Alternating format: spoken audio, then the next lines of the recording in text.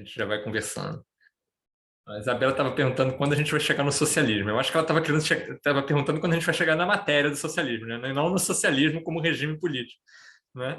Como sociedade ou na aula, exatamente. Guilherme está perguntando. Assim, cara, pois é, o Capital Volume 1, né? Ele é um livro de economia política, crítica da economia política, né? Ele não é um livro. O Capital Volume 1 não tem nada a ver com socialismo. Ah, Marx, o Capital e o caralho, né? Tipo, o Marx no Capital Volume 1, que ele fala é um pouco de tipo, ó, os trabalhadores estão se ferrando, né? Mas não tem nenhuma palavra sobre regime político alternativo, nada, zero, né? Talvez uma nota aqui e ali, assim, né? Então, né, essa disciplina é uma disciplina de crítica da economia política, né? A gente entraria nesse assunto mais político, né, do Marx, se a gente tivesse começado com o Manifesto Comunista. Eu deixei o Manifesto Comunista para o final. Então, lá no final, né, se tudo der certo, se der tempo, a gente vai tocar nesse ponto, né? Mas, a princípio, né? E, bom, e mesmo lá no manifesto, você vai ver que tem... o que o Marx fala de socialismo é preciosamente pouco, é quase nada, né? Assim, o comunismo, nesse momento, é um manifesto e tem um movimento político operário, né? Não só operário, mas, né, intelectuais, né, de trabalhadores e tal, e que tem aí e eles se dizem comunistas por razões XYZ. Cara, vocês já assistiram aquele filme da vida do Marx? Então, é um filme de, sei lá, O jovem 2018. Marx? É, o Jovem Marx, né? Cara, é bonzão esse filme, né? Eu não sei se dá para... Assim, quem manja de pirataria consegue piratear fácil, né? Eu Mas... não sei se ainda tem, mas tinha no YouTube completo, assim, com legenda e pá. Não sei se então, ainda tem, mas até pouco tempo atrás tinha. deixa eu ver. O Jovem...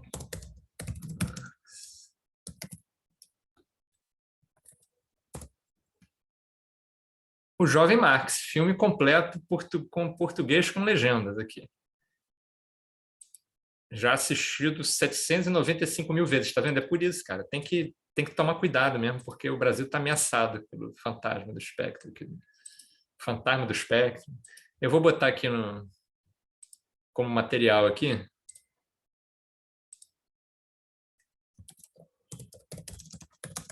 O Jovem Marx. Então, também não fala sobre socialismo lá não, mas fala sobre a história do Manifesto Comunista, interessante. É um filmaço, é um filme bom, assim. O Jovem Márcio, é o Carlos Marx, né?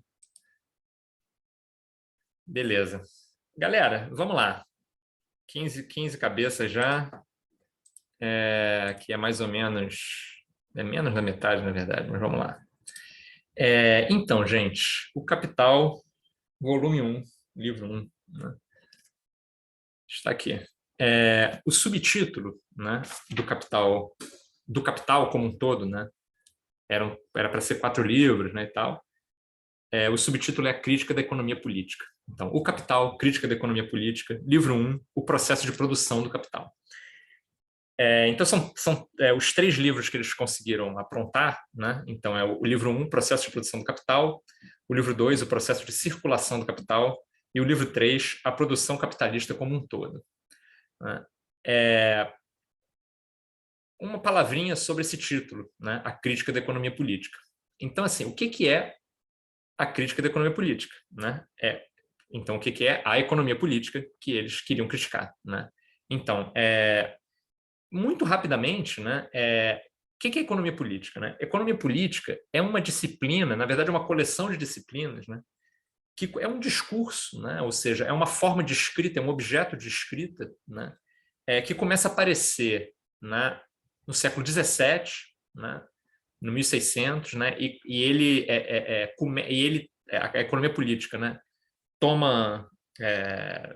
Se estabelece firmemente mesmo no século XVIII, né? No 1700, né? E quem são os autores, né? Os primeiros autores da economia política? Alguns daqueles filíssimos da mãe que nós estudamos no CESO no período passado, né? Gente como Thomas Smith, Thomas More, né? Foram formuladores, né? Em certo sentido também o Francis Bacon, que a gente estudou pelo passado, são caras que primeiro formulam troços que um pouco mais tarde vão começar a ser definidos como economia política, né? Então, quem eram esses caras, né? Eram membros da elite proprietária, né, das classes proprietárias, que discutem entre si, publicamente, como é que faz para enriquecer, né? Mas não só como é que faz para enriquecer privadamente, mas como é que faz para enriquecer socialmente, ou seja, como que a sociedade tem que ser para que os empreendedores enriqueçam. Essa é a discussão. E essa discussão, ela, na verdade, ela é necessária e ela é complicada, porque até hoje, né, os temas clássicos da economia, né, os temas que a economia política clássica investigava, por exemplo, um desses temas é os preços. Como se formam os preços? Né? Da onde vem a inflação? O que determina o valor da força de trabalho, o salário? Né? Essas questões são até hoje debatidas. Assim. Não existe uma teoria final sobre como os preços são determinados ou o que cria a inflação. É claro, gente, se sabe uma porrada de coisa, dá para dar uma aula, um período inteiro sobre inflação, né? Um curso de economia sobre inflação, foda-se, um período inteiro. Então a gente acumulou muito conhecimento sobre isso, assim, mas é isso, são os temas, né, que os caras começaram a investigar, né, no momento que estava acontecendo o quê? Ora, que as classes proprietárias estavam começando a ganhar poder político e influência sobre o governo. Então, basicamente, os caras tinham que escrever economia política, ou seja, eles tinham que discutir o que faz os preços serem como eles são, o que controla o valor do salário, o que controla a inflação, né? Qual é a importância dos impostos. Os caras tinham que discutir essas coisas, né? Para quê? Para tentar influenciar o governo, né? De modo a tornar a sociedade mais propícia aos negócios privados, né? Então, oi Mariana, sem problema. Então, quer dizer, o que acontece é que a economia política é o discurso de uma classe interessada nos negócios e interessada em influenciar o governo para que, né, a nação se organize de tal modo a que os negócios sejam favorecidos, os negócios privados, né, no investimento capitalista. Né? E assim,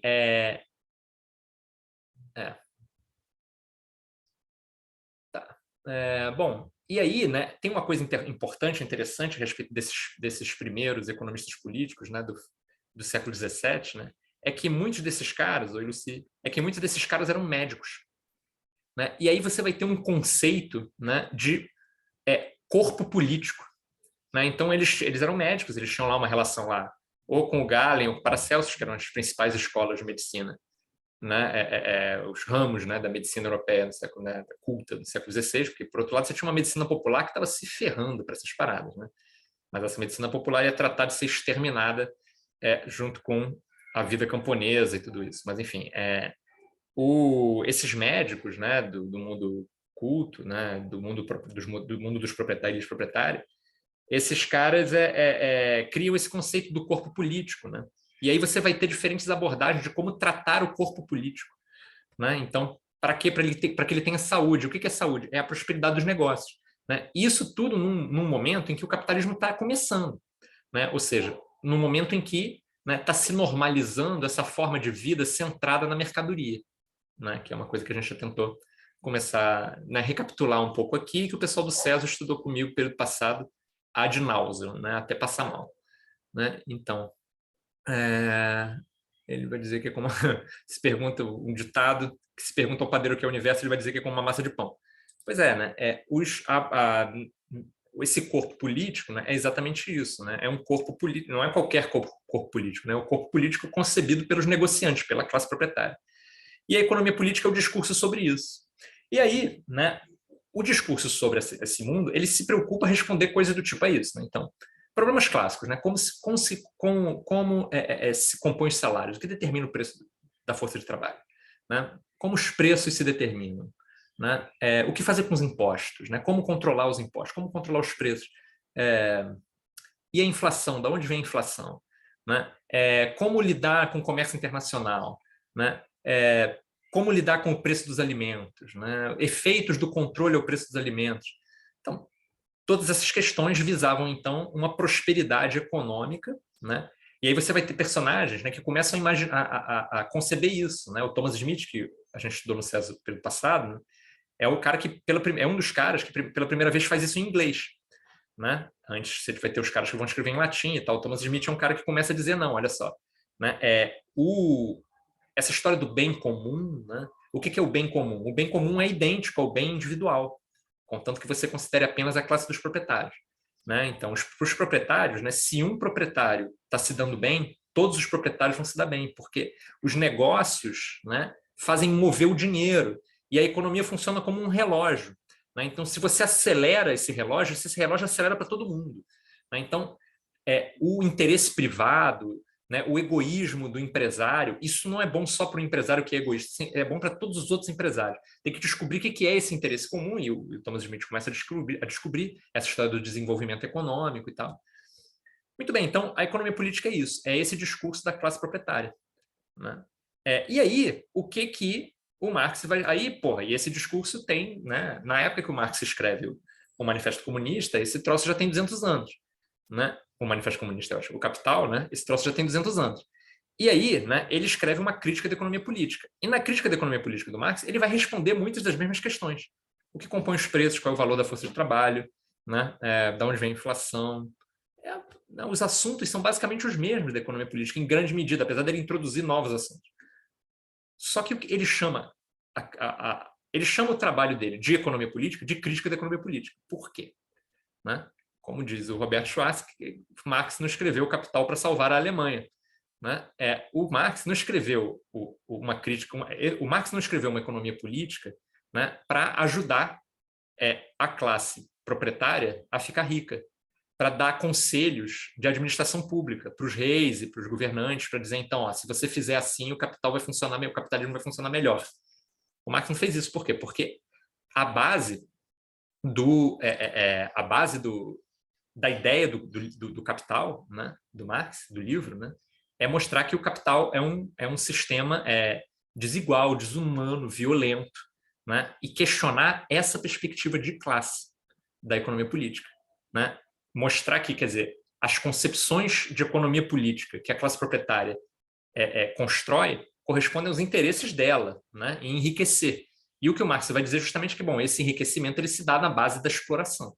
Então, o conceito de exploração, né, é central. A ideia de que uma classe explora a outra, que, portanto, tem uma luta de classes no capital, e que, portanto, a economia política é um ponto de vista particular, não é o único ponto de vista sobre como o capitalismo funciona, né? Então, essa ideia é central no Marx. Então, o Marx não está escrevendo um texto para ajudar os capitalistas, né, a dizer para os governantes como administrar o sistema, porque, no fundo, né, não vale a pena administrar esse sistema, porque esse sistema está baseado na violência social, na violência política, na exploração. O Marcos perguntou aqui se eu estava falando do Thomas Smith ou do Adam Smith. Não, tem dois Smiths aí, né? O Thomas Smith é um personagem do século XVII e o Adam Smith é um cara do final do século XVIII. Né? São dois caras, eles não são parentes, né? Mas o Adam Smith pega a economia política já adulta, né? E a Riqueza das Nações é uma puta obra, né, de referência para o Marx, inclusive. O Thomas Smith é um sujeito que pela primeira vez usa a expressão sociedade civil em inglês, e ele inventa essa ideia da economia funcionando como um mecanismo de relógio, né? Então ele é um dos originadores, né, da economia política, né? Então o Thomas Smith está lá na origem e o Adam Smith está lá no ápice, né, da economia política, né? Então esse lance da perspectiva de classe, né, essa ideia fica clara, né? Quer dizer, por que isso é uma crítica da economia política, né? A economia política serve para administrar a sociedade. A crítica da economia política não serve para administrar a sociedade. A gente pode até perguntar para que ela serve. Seria uma boa pergunta. Para que serve, né? Então, vamos deixar essa pergunta mais para frente, né? Mas, de início, ela serve para fazer crítica mesmo, né? Para mostrar que o capital, né? Que o sistema capitalista, né? O capital é desumano, é violento, etc. Então, muito bem, né? O que é, né, o capital, né? Então, o capital é um sistema econômico, é uma forma de funcionamento econômico, né? E essa forma de funcionamento econômico ela está baseada, né, na produção de mercadorias, né? Ela está baseada na produção de mercadorias, ela é a produção de mercadorias generalizada, né? E a palavra capital, né, ela é usada para falar de duas coisas, né? Por um lado, esse sistema como um todo, né? Então, o capital é um sinônimo de capitalismo, né? mas capital também é o elemento central do capitalismo, que é o quê? Né? Dinheiro investido para fazer mais dinheiro. Isso é a definição mais básica de capital. Né? E essa definição básica, né, ela tem uma expressão, né, que eu já desenhei para vocês, né, que é aquele negócio de C se transformando em C', onde C' é maior que C. Né? Então, isso é a fórmula básica do que é capital. Né? Capital é o dinheiro que você investe para fazer mais dinheiro. E o capitalismo é isso. Né? É um sistema onde você mobiliza as vidas das pessoas para que isso, né, se realize sem parar. E aí, né, os 3 livros, né, do Capital, né, é o processo de produção do capital, né, o processo de circulação do capital e a produção capitalista como um todo. Então, isso aí é mais de 3.000 páginas. Né? É livro pra caramba. Né? E o processo de produção do capital, né, que é o livro 1, que é o que a gente vai estudar nesse período, né, ele diz respeito, quer dizer, o que o livro 1 do Capital pretende responder? Né? É como o capital é produzido. Né? Ou seja, como que se produz capital, ou seja, como que se produz um dinheiro que vira mais dinheiro. Né? Então, esse é o lance. Né? Como que o capital, como que o dinheiro se transforma em mais dinheiro? Isso é a produção de capital. Né? Esse é o assunto do livro 1. Né? Tá. E, baseado nas coisas que a gente já conversou, né? Quer dizer, essa pergunta, né, de onde vem o capital, ou seja, né, de onde vem o dinheiro investido para gerar mais dinheiro? Essa pergunta é equivalente a uma outra pergunta que a gente já usou aqui, já fez aqui, que é de onde vem esse excedente sistemático de riqueza, né, que é destinado à produção de mais riqueza. Então, essa ideia do excedente sistemático de riqueza, né, isso é muito importante. Né? Quer dizer, o capital, né, no Marx, né, o capital é uma riqueza a mais que é apropriada privadamente e que ela é usada para produzir mais riqueza. Então, é uma riqueza excedente. Então, a gente vai... Eu já falei um pouco disso, né? Isso tem a ver com o conceito de mais-valia e tal, mas eu vou... nessas próximas aulas, né, a gente vai ver bem detalhadamente... bem detalhadamente, mas a gente vai tentar ver de forma razoavelmente detalhada isso. E, para tanto, eu, em vez de usar esse meu quadro negro manual aqui, que está ficando muito escroto, eu dei uma escaneada nas minhas notas de aula, que também são escrotas, mas é um pouco menos escroto do que eu ficar. Tá.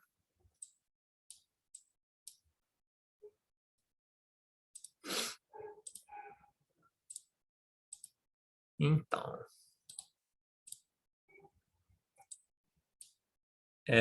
vocês estão... Tá dando para enxergar direitinho isso aí? Tá. Então, o resumo do processo de produção do capital. Né? Então, a formulação mais simples, né, é D se transformando em D'. Né? Esse é o resumo do processo de produção do capital. Né?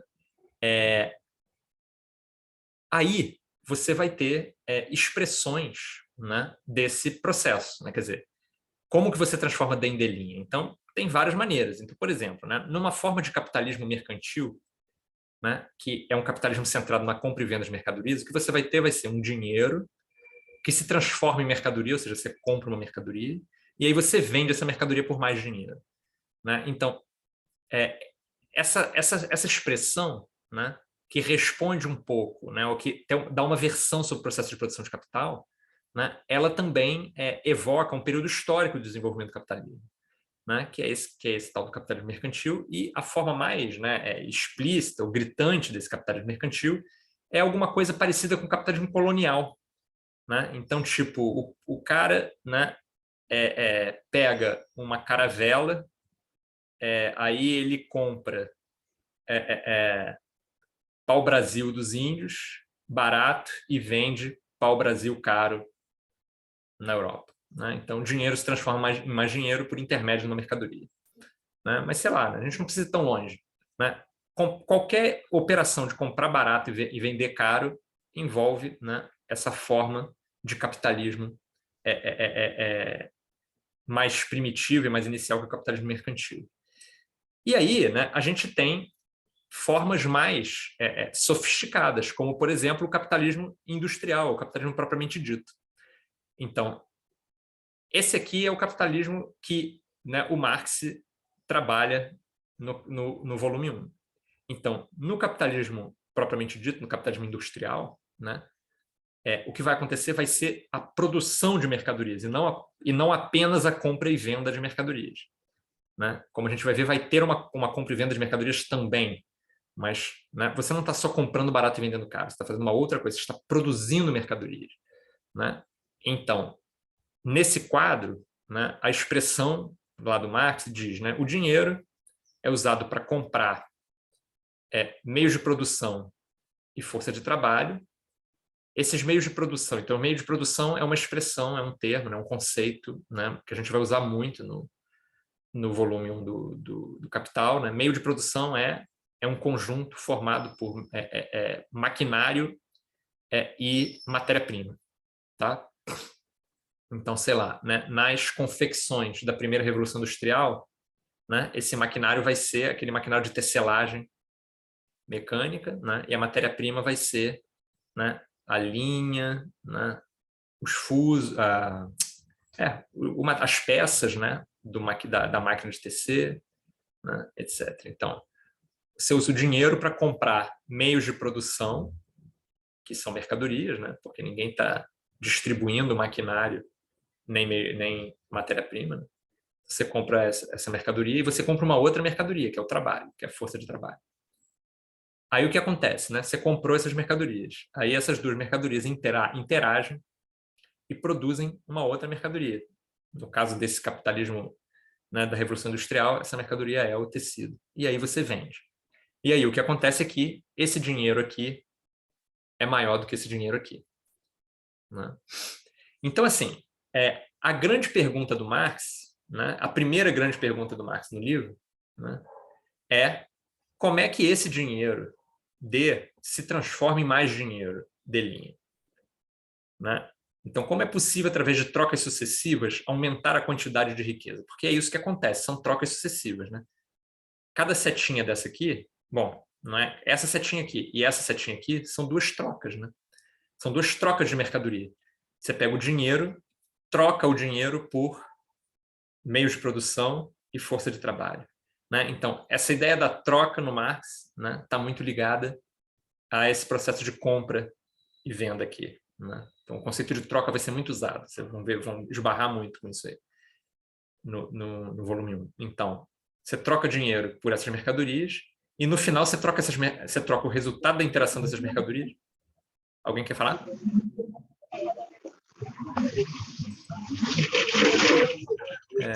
Alguém...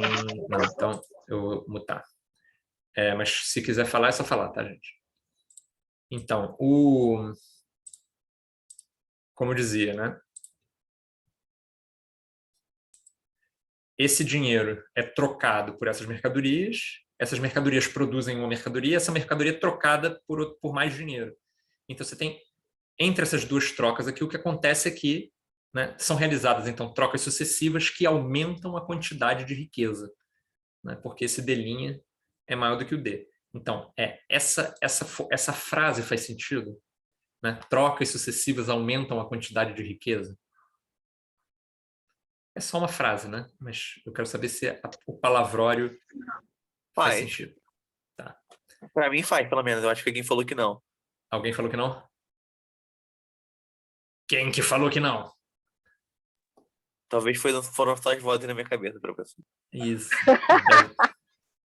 Mas nessa disciplina, o dinheiro sempre vira mais dinheiro. Enfim, não o nosso, né? Mas tem sempre um dinheiro virando mais dinheiro. Então, beleza. Então, tirando as vozes na cabeça do Guilherme, que se revoltam contra a transformação de dinheiro em mais dinheiro através das sucessivas trocas, tá tudo em casa. Então, a grande pergunta é, mas como? Né? Como que sucessivas trocas, né, aumentam a quantidade de riqueza? Veja bem, né? Duas formas, né, duas respostas, né, seriam possíveis para essa pergunta. Né? A primeira seria, bom, cobrando preços injustos. Então, se eu cobrar preços injustos, através de uma sucessão de trocas, eu aumento a riqueza no final.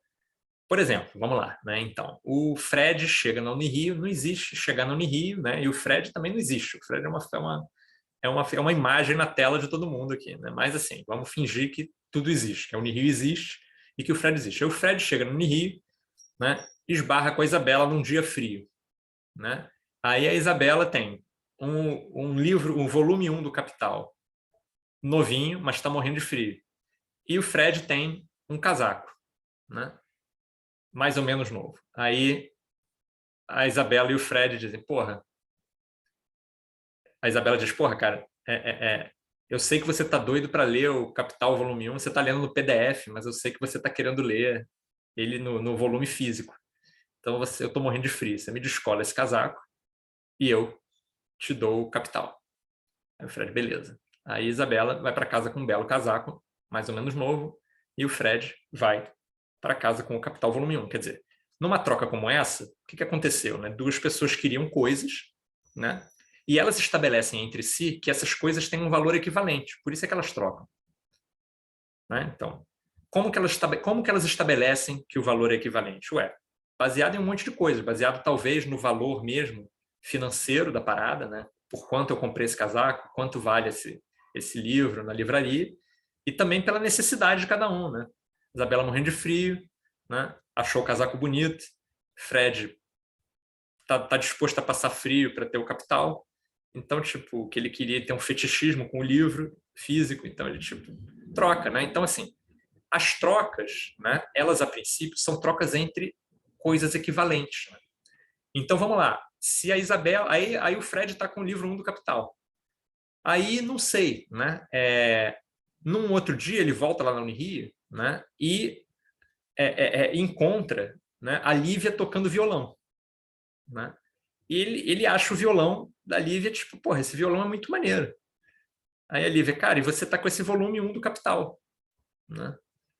E aí eles trocam o volume 1 do Capital pelo violão. Por quê? Sei lá, porque um quer o violão, porque o outro quer o... E essas são novamente, se essa troca é realizada, é porque elas são mais ou menos equivalentes. É que esse valor é mais ou menos equivalente. Né? Aí, lá na frente, né, a Isabela encontra o Fred de novo. Né? E o Fred está com seu violão e a Isabela está com o casaco do Fred. Aí o Fred diz, porra, me arruma de volta esse casaco. Aí a Isabela, porra, eu estava pensando em aprender violão, aprender a tocar violão. Aí eles trocam de volta. Quer dizer, a não ser que nessa hora a Isabela olhasse para o violão e dissesse, porra, não vou trocar nada, esse violão é um lixo, eu nunca vou te dar o meu casaco por esse violão está todo fodido. Né? Esse violão está quebrado, esse violão está chechelento, esse violão é de uma marca ruim. Né? Eu quero aprender violão. Então, se a Isabela disser isso, tem um juízo embutido na fala da Isabela que é o seguinte: em algum momento, alguém fez uma troca injusta aí. O Fred foi otário de dar o Capital em troca desse violão vagabundo. Então, alguém fez uma troca injusta. Nessa hora, o Fred pode olhar, né, para o violão e dizer, porra, de fato, né, esse violão está todo fodido. Né? O Capital valia mais do que isso. Então, aí no final, o que aconteceu? Né? O casaco vale muito mais do que o violão, porque o violão está todo fodido e o Fred, não sei, vai ver que estava sob efeito de entorpecentes, né? Nada, assim, eu duvido, né? O Fred é um rapaz de família, né? Ele nunca chegaria na Unirio sob efeito de entorpecente nenhum. Mas assim, aí ficou encantado com aquele violão por causa disso. Aí no meio dessas trocas, aí teve uma troca injusta. E aí a equivalência entre as coisas trocadas foi interrompida, porque na verdade... E porra, a Unirio de noite é mal iluminada, né? Então aí, porra, você não viu que aquele violão estava todo fodido. É isso, foi uma troca injusta, né? A Lívia te vendeu não, trocou contigo um violão. A Lívia fez uma troca injusta. Então, uma das maneiras de obter coisas através de trocas sucessivas que valem mais do que as coisas que estão sendo trocadas na média, né, é enganando os outros. Né? Só que o Marx diz, não, mas essa resposta não vale para o capitalismo. Né? Para o capitalismo, o que acontece não é que as trocas são injustas. Né? a gente tem que entender como que no capitalismo, né, se acrescenta valor, se cria riqueza, sem trocas injustas, considerando que, em tese, todas as trocas são justas. Então, Então, pois é, exatamente, um processo alquímico. Você já está lendo, né? Você está fazendo spoiler. É isso que o Marx vai dizer, né? Que é uma transmutação e tal. Mas o que o Marx... Então é isso. O Marx vai dizer, não, cara, não tem... No capitalismo, não tem entorpecente e não tem unirio escura e não tem violão fudido. Assim. Todas as trocas são equivalentes. São por seus equivalentes. E mesmo assim acontece um aumento, né, de valor, né? Quer dizer, mesmo assim o D' é maior que o D. Como pode? Né? Aí o Marx vai dizer, bom, é que o processo de produção de capital é um processo de produção de um acréscimo de valor. Se produz valor ao longo do processo de produção capitalista. Né? Então, essa ideia, né, ela diz respeito, né, àquela nossa conversa sobre a mais-valia. Né? Então, o que está em jogo aí é o seguinte, né? É que o trabalho produz riqueza. Né? E uma das mercadorias, né, que o capitalismo compra é justamente o trabalho. E o que acontece é que o trabalho, como eu estava dizendo, o trabalho produz riqueza. Né? Então, no fim das contas, o que vai acontecer é que você tem uma riqueza 1 que compra o trabalho e esse trabalho produz uma riqueza 2 que é maior do que a riqueza representada pelo próprio trabalho. Né? E isso tudo tem a ver com uma coisa que a gente já discutiu, né? Que é o fato de que a gente trabalha mais do que o necessário para a subsistência. Né? Então, o cerne do argumento do Marx, né, é justamente essa ideia, né, de que o trabalho produz mais do que ele vale. Né? O que o trabalho vale? Né? O trabalho vale a subsistência do trabalhador. Só que o trabalhador trabalha mais do que o necessário para a sua subsistência. Né? Então, o que acontece é que o trabalhador cria valor. Então, né, nessa troca, então, vamos voltar aqui para ela, o que acontece, né, é que tudo é comprado ao seu valor. Ninguém está enganando ninguém. O que acontece aqui é a exploração da força de trabalho, que é uma outra conversa. Mas as coisas, mesmo quando as coisas são compradas ao seu valor, se produz mais riqueza. Né? O dinheiro paga o valor dos meios de produção e paga o valor do trabalho. E, no entanto, essa mercadoria aqui, quando ela é trocada por dinheiro, ela vale mais. Quer dizer, esse dinheiro aqui é maior do que esse dinheiro aqui. Porque isso aqui, né, é um processo de produção. E nesse processo de produção, o trabalho produz valor. Né? Então, essa é a primeira ideia básica, né, da concepção marxiana de produção capitalista. Né? Muito bem.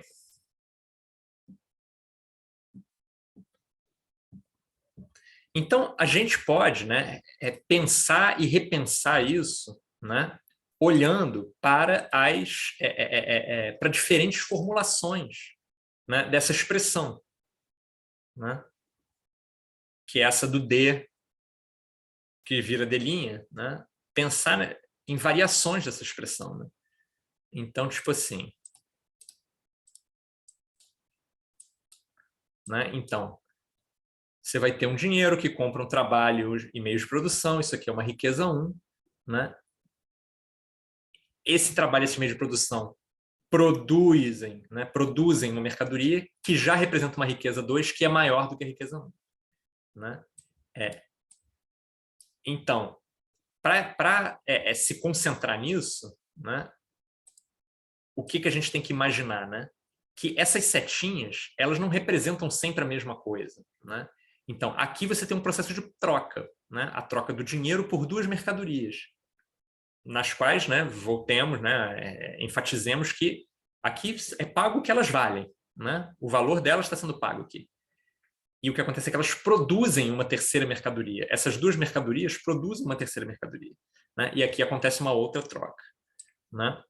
Então, o que acontece é que, né, na prática, né, o valor de troca dessa primeira mercadoria e o valor de troca dessa segunda mercadoria, se somados, eles são menores do que o valor de troca dessa mercadoria. Então, valor de troca é um outro conceito importante aí para a gente, né? No capital, né, valor de troca, né, vai ser... Valor de troca é algo parecido com o que a gente chamaria de preço, né? Mas não é a mesma coisa que preço. Tá? Então, o valor de troca, por enquanto, é o correspondente em termos de dinheiro, né, no processo de produção de capital. Então, esse dinheiro é trocado, né, por esses dois valores de troca aqui, né, representados por essas duas mercadorias, e essas duas mercadorias produzem uma terceira mercadoria, cujo valor de troca é maior do que o pago inicialmente. Né? Então, outras formas, né, de pensar nisso. Né? Então tá, peraí. Então, vamos lá. Até aqui, estamos juntos? Tá. Professor, essa mercadoria 3, o valor dela é maior justamente porque na mercadoria 2 tem a mais-valia junto com o trabalho, né? E aí aumenta. A gente vai esmiuçar isso, mas é isso, né? É que a mercadoria força de trabalho, né? Ela produz valor, né? E o valor que ela produz é maior do que o valor dela, o valor de troca dela. Né? Então, isso é uma ideia importante, né? A mercadoria força de trabalho, né, no volume do capital, ela tem um valor de troca, que é o salário. Né? O salário é o valor de troca da força de trabalho. Né? Quando a gente diz que essa mercadoria força de trabalho tem um valor, esse valor é o valor de troca dessa mercadoria. Ao mesmo tempo, né, essa mercadoria ela produz um valor que é maior do que o seu valor de troca. Né? E aí tem uma diferença. Né? Por isso que eu estava dizendo para vocês, por isso que quando a gente estava conversando sobre queda tendencial da taxa de lucro, né, eu estava falando sobre a parte do capital que cria valor e a parte do capital que só transfere valor. É aqui que está essa ideia. Né? Quer dizer, o maquinário, né, ele não produz mais valor do que o seu valor de troca. Né? O maquinário que faz é transferir o seu valor de troca para a mercadoria. É assim que é contabilizado isso, inclusive. Né? Quer dizer, você pega uma matéria-prima e você pega o desgaste do maquinário e você divide isso pelo número de mercadorias que você vai conseguir produzir com aquilo.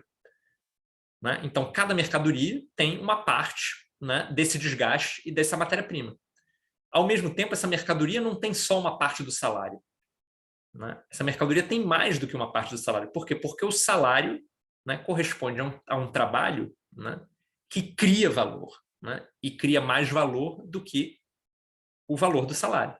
E a pergunta central, né, por trás de tudo isso é por quê? Né? Por que, que o valor que o salário produz é maior do que o valor da força de trabalho? Ou seja, né, por que que, né, então, o valor do salário, né, o valor de troca da força de trabalho, que é o salário, né, representa, então, a subsistência do trabalhador, né, o que o trabalhador precisa para subsistir. Isso é mais complexo, né? A gente vai ver a complexidade disso mais para frente. Mas, a princípio, é isso. Né? Então, o trabalhador tem um valor das coisas que ele precisa para se manter trabalhando. Né? O que acontece é que, como a gente sabe, né, ao longo da história, o que o maquinário capitalista fez, né, foi diminuir o que o Marx vai chamar de trabalho mínimo necessário. Né? O que é o trabalho mínimo necessário? É quanto você tem que trabalhar para se manter vivo, para produzir um valor correspondente às coisas necessárias para te manter vivo. Né? Então, e isso, né, na verdade, essa diminuição do trabalho mínimo necessário, né, é uma diminuição que é anterior, ela ocorre historicamente anteriormente ao capitalismo. Na verdade, ela é uma pré-condição para o capitalismo. Né? Quando a gente estuda a acumulação primitiva, né, que foi uma coisa que a gente fez no período passado no César, né, fica muito claro o seguinte, né, que quer dizer, no período pré-capitalista, as pessoas tinham ócio, né? Quer dizer, tinham tempo de sobra. Né? Então, isso é uma coisa muito doida, mas quer dizer, quando você tem, né, o início da indústria moderna, qual é o principal desafio, né, dos capatazes da indústria moderna? É obrigar as pessoas a trabalharem mais do que elas estavam acostumadas a trabalhar. Por quê? Porque elas trabalham, porque no campo, né, e a maioria, né, nas primeiras gerações de trabalhadores, a gente está falando de trabalhadores que viveram a experiência, né, da vida, né, no campo. Então, no campo você trabalha que nem um filho da puta, que nem um corno, mas ainda assim é menos do que na indústria. Né? Por quê? Porque você já tem técnicas de cultivo, de divisão do trabalho, que possibilitam que sobre tempo. Então, né, de novo, eu recomendo para vocês o Tempo, Disciplina de Trabalho e Capitalismo Industrial do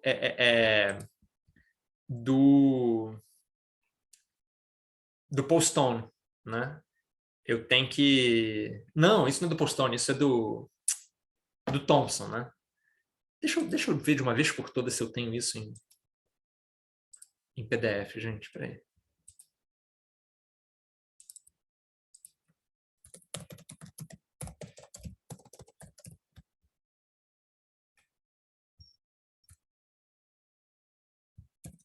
Disciplina de trabalho.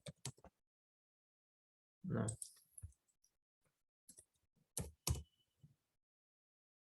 Não. Costumes. Tá, eu tenho costumes em comum aqui. Só que ele tem 85 MB. Mas, enfim, isso é um dos capítulos, né, do Costumes em Comum, que é um livro do E.P. Thompson, né, em que o que acontece é que né? Então, e o Thompson trabalha com essa ideia também, né, que o Robson está botando aqui no chat. Né, quer dizer, o que o Thompson mostra é que quando esses ex-camponeses entram no trabalho industrial, né, os caras, né, tinham todo um regime de feriados, de dias santos, né, de né, organizar o seu dia em torno das necessidades e tirar, fazer descanso, né, pausa para fazer xixi, pausa para soneca, sesta. Né? Isso estava no dia a dia do camponês. Por que isso estava no dia a dia do camponês? Porque a jornada de trabalho do camponês, né, porque o camponês europeu médio não precisava trabalhar o dia inteiro para se manter vivo durante um dia. E isso é a conta, né? Quer dizer, se a gente pensar abstratamente, é isso que está em jogo. Né? Para viver um dia, quanto você tem que trabalhar? Né? Então, para o camponês, isso era menos do que um dia. E no capitalismo, o que vai acontecer é que o infeliz vai ser colocado para trabalhar o máximo possível. Né? E isso é assim até hoje. Né? Então, a média de trabalho nos países fora da OECD está aumentando. Né? Nos últimos, agora com a pandemia não sei, mas até antes da pandemia estava aumentando. Né? Então, enquanto na OECD, né, que são os países, né, mais avançados do mundo, tal, você tem, né, uma diminuição da jornada de trabalho, né, tendendo a 6 horas por dia e tal. Fora da OECD, você tem uma jornada de trabalho tendendo a 11 horas por dia. Né? Então, 11 horas por dia, bota aí transporte, tempo de transporte, bota aí sono, refeições. Você está trabalhando a vida inteira. Para se manter vivo um dia, você está trabalhando o dia inteiro. Então, você está trabalhando mais do que um camponês do século XVI. Porque o camponês do século XVI tirava soneca, folgava, trabalhava 4, 5 dias na semana, quando muito. Né? Porque tinha os dias santos e o caralho. Né? Então, a gente é obrigado a trabalhar mais do que o necessário. É por isso que o valor da força de trabalho, né? Ou seja, o salário, né? É muito menor do que o trabalho que a gente realiza, né? Nesse dia de trabalho. Né? Então, no cerne dessa ideia tem o quê? Né? Tem a ideia de que a gente é obrigado a trabalhar mais do que o necessário. E aí, né, esse é o sustentáculo da crítica da economia política do Marx, que isso tem a ver com o conceito de mais-valia. Né? É a ideia de exploração, de um trabalho desnecessário, de filho da puta sofrendo, trabalhando mais do que precisa para que a classe proprietária enriqueça. Né? Então, as pessoas se esfalfando, né, em vidas sem sentido, na sua maioria esmagadora, para que uns poucos canalhas fiquem muito ricos, né, e possam gastar tudo em drogas e prostituição e etc. Né? Então, isso é o cerne da crítica da economia política, esse é o conceito de mais-valia. Né? Um trabalho além do necessário que cria valor. Tamo junto? Tá, tem alguma coisa não clara que precisa ser repetida?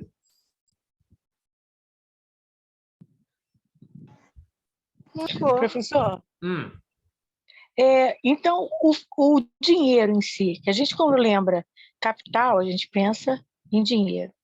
O dinheiro em si, que não faz escambo, que não troca por algo de valor, é um dinheiro sem valor. Por isso que em alguns países a sua moeda não gera riqueza também. Por exemplo, se você tem uma moeda, semana passada teve um grande problema mundial com as ações. E aí os investidores foram para o dólar e o iene, a moeda japonesa. Compraram essas moedas em maior quantidade, porque elas estavam mais valorizadas que ações de outras empresas. Então, o que quer dizer? Quando você compra uma determinada moeda de um país que está melhor situado economicamente, você tem poder de compra de mercadorias, porque a moeda em si, sem ela comprar nada, é só papel, né? Como, por exemplo, se você pegar uma moeda que venha da Venezuela hoje, que é um país que está em franca decadência, você vai ter que ter os 2 sacos de dinheiro para comprar 1 quilo de carne. Quer dizer, agora, no entanto, se você tem $10 e vai na Venezuela, você compra carne o suficiente para você se manter. Estou errada no meu pensamento, professor? não está errado. O que você disse faz todo sentido. O negócio é que você abriu uma porta, né, que ela está longe do nosso assunto por enquanto, que é o valor do dinheiro. Né? Quer dizer, porque isso é o início do capital. Né? Quer dizer, não é o início exatamente, né, mas né, o dinheiro, parte 3 do capítulo 3. Né? Então, né, e mesmo assim, né, essa parte 3 do capítulo 3, ela está defasada porque aqui o Marx ainda vai falar de um dinheiro relacionado com ouro e o cacete. Né? Mas assim, da onde vem o valor do dinheiro? Né? Então isso aí é uma outra questão. O dinheiro, quando a gente está falando de compra e venda de dinheiro, a gente está tratando o próprio dinheiro como mercadoria. Né? E no mercado, né, no mercado de dinheiro, ou seja, no mercado financeiro, o que acontece é que você transforma D em D' sem comprar nenhuma outra mercadoria. E isso é uma coisa muito doida. Né? Ou seja, né, no processo de produção capitalista fabril, né, industrial, né, uma das mercadorias que você compra, né, é a mercadoria força de trabalho. A mercadoria força de trabalho ela cria riqueza. Quando você pega, né, $1 hoje, né, quando você pega, sei lá, R$1 hoje, uma quantidade X de reais, você compra R$1.000 hoje, né? E aí o dólar, né, abaixa. E aí você pega esses R$1.000 e por causa do valor do dólar, você transforma esses R$1.000 em mais do que R$1.000. Então a tua riqueza aumentou, mas assim, você não produziu nada, você não produziu nada, você só trocou a mercadoria pela outra. Você vendeu caro, você comprou caro e vendeu barato porque passou o tempo. Né? Bom, você comprou barato e vendeu caro porque passou o tempo e teve uma desvalorização que tem a ver com oferta e demanda, com procura. Então, essa conversa sobre o valor do dinheiro ela é bem mais complicada. A gente vai ter ela lá no final do curso, quando a gente começar a falar de capital financeiro. Né? E mesmo assim, extrapolando os limites do Marx, né? Porque o Marx não entra nisso no volume 1 do Capital e o Marx não viu um capitalismo financeiro tão avançado quanto o nosso. Né? Mas, enfim, quando você está falando, de qualquer maneira, quando você está tentando relacionar, né, o valor do dinheiro com as mercadorias que ele compra, né, isso não tem a ver exatamente com capital, né, porque capital é um dinheiro, né, que não serve para você comprar mercadorias que você consome, né, simplesmente. Né? Quer dizer, você falou de comprar carne. Né? Então, o que você faz com a carne? Você não usa a carne, né, para produzir alguma coisa, você usa a carne para ficar vivo. Então, o grande lance, né, é esse, é que isso a gente vai ver toda a conceituação em torno disso depois, né, mas todo o lance é o seguinte, né, é que, né, no processo de produção do capital, né, o capitalista ele tem uma forma muito específica de consumir essas mercadorias. Né? Essas mercadorias, né, a força de trabalho e os meios de produção, quando ele consome essas mercadorias, ele consome para produzir mercadoria. Né? Ou seja, o consumo dessas mercadorias é equivalente à criação de valor. Né? Quando a gente consome carne, a gente não está criando valor nenhum, a gente está simplesmente mantendo o nosso valor. Né? A gente está mantendo a nossa capacidade de trabalhar. Então, isso é bem diferente. né? Então, o consumo chamado improdutivo e o consumo produtivo de mercadorias, né? Então, enfim, mas isso é um mundo. Quando a gente... O volume do capital é muito abstrato, né? Ele é muito esquemático, muito abstrato, é um sistema de explicação.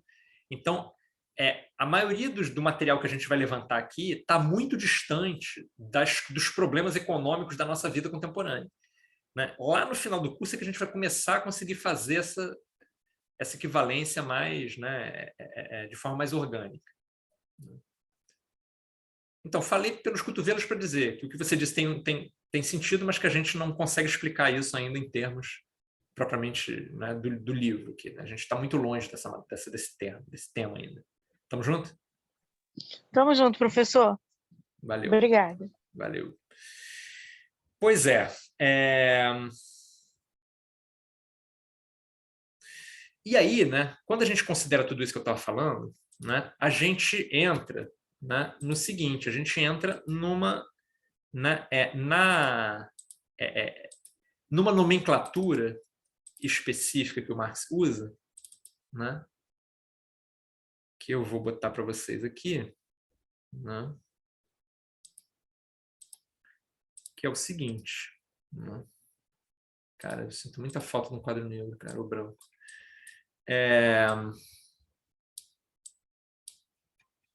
O dinheiro, né, eu estou só substituindo os meios de produção e o trabalho por essas siglas aqui, né? O dinheiro compra duas mercadorias, né? Ele compra os meios de produção, ele compra força de trabalho. O que o Marx diz é o seguinte: o meio de produção, ele é capital constante, CCC. O que é o capital constante? O capital constante, ele é constante, ou seja, né? A porção do dinheiro investida em meios de produção é constante, ou seja, quando ela passa para a mercadoria, ela passa uma cota-parte constante. Ou seja, né, os meios de produção transferem valor para a mercadoria.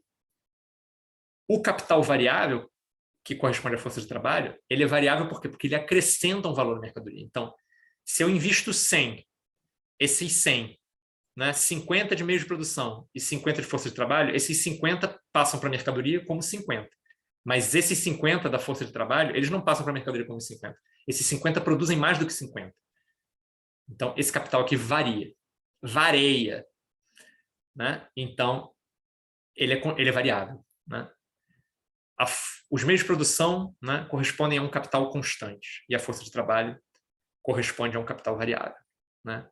Então, essa variação é justamente a tal da mais-valia. E daí a gente vai ter, né, formulações como essa, né? O dinheiro, né, ele se converte no valor de troca dos meios de produção, no valor de troca da força de trabalho e também na mais-valia. Então, é importante, né, essa equação aqui, a diferença entre essa equação e a equação anterior, né? Por quê? Porque naquela onde a gente só tinha meios de produção e força de trabalho, ficava de fora essa mais-valia aqui. E o que é essa mais-valia? O Marx vai dizer, a mais-valia, como trabalho excedente, é um trabalho não pago.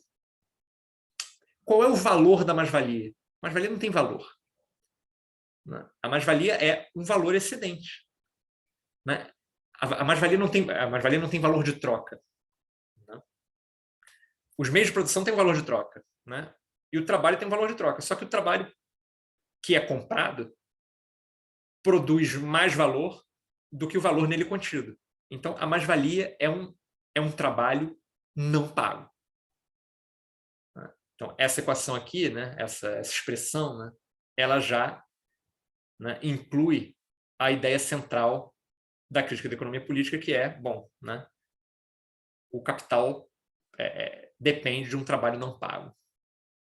E aí, bom, o resultado, né, para isso ser capitalismo, né, esse delinho aqui é usado para, né, comprar escravo sexual, para usar droga, né, para comprar barcos que parecem banheiros flutuantes gigantescos, todos brancos, né, e, além disso, né, para reinvestir. Uma parte desse troço tem que ser reinvestida, senão não é capitalismo, né?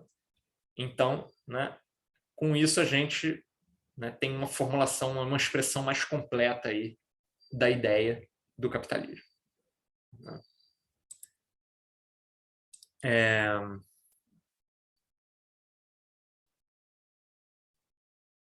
Parte da vida, o Regis dizendo, parte da vida do proletário também está contida na mercadoria produzida, está a explicação do valor das coisas, isso. Né? Uma boa introdução para compreender como anda o debate de moeda do capital do dinheiro hoje tem no YouTube um grupo chamado Capeta Capital Estado, não conheço, né? Então, dica do Robson aí. Tá.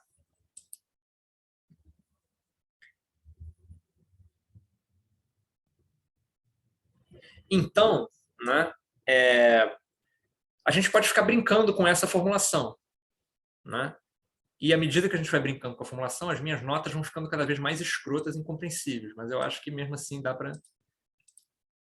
quebrar um galho aqui. Né? Então, né, estou falando desse final aqui. Né? O que acontece é que a quantidade de trabalho necessário para manter o trabalhador vivo, que é o salário, né, ela produz uma quantidade de trabalho necessária para manter o trabalhador vivo e, além disso, uma quantidade extra de trabalho que excede o necessário para manter o trabalhador vivo. Né? Então, uma parte do salário se transfere para a mercadoria, né? Só que o salário também produz algo que excede o valor da força de trabalho. Formas de dizer a mesma coisa 1 milhão de vezes. Né? É isso. Então, bom, né, o que está embutido aí é a ideia de que, né, a gente trabalha mais do que o necessário para satisfazer necessidades e que a origem, né, do lucro é essa. Né? Porque, quer dizer, no capitalismo, né, se o objetivo do capitalismo é transformar dinheiro em mais dinheiro, né, e a diferença entre esse mais dinheiro e o dinheiro original é o lucro, né, então a origem do lucro, né, vamos dizer assim, o fundamento do lucro é a mais-valia, né? Mas não é a única origem do lucro, porque aí tem uma porrada de outros elementos que entram aí. Mas, né, o fundamento do lucro é a mais-valia. Né? Então, o que acontece, né, é que o que é uma outra dimensão, então, da parte propriamente crítica, né, da crítica da economia política? É a ideia de que, para o capitalismo funcionar, para o capitalismo existir, na verdade, né, para o capitalismo existir, a gente tem que estar vivendo numa situação em que era possível trabalhar menos do que a gente trabalha. Sempre. Né? Então, enquanto existir... Em todo lugar que há capitalismo, seria possível para o trabalhador trabalhar menos do que ele trabalha. E algumas pessoas, entre elas eu, acham que isso é o mais, né, importante da crítica da economia política. Né? Que quer dizer, né, é o problema do sobretrabalho, né, da mais-valia do sobretrabalho. Né? A gente está num estado, né, de desenvolvimento técnico, né, e de desenvolvimento social no qual é possível trabalhar menos do que a gente trabalha.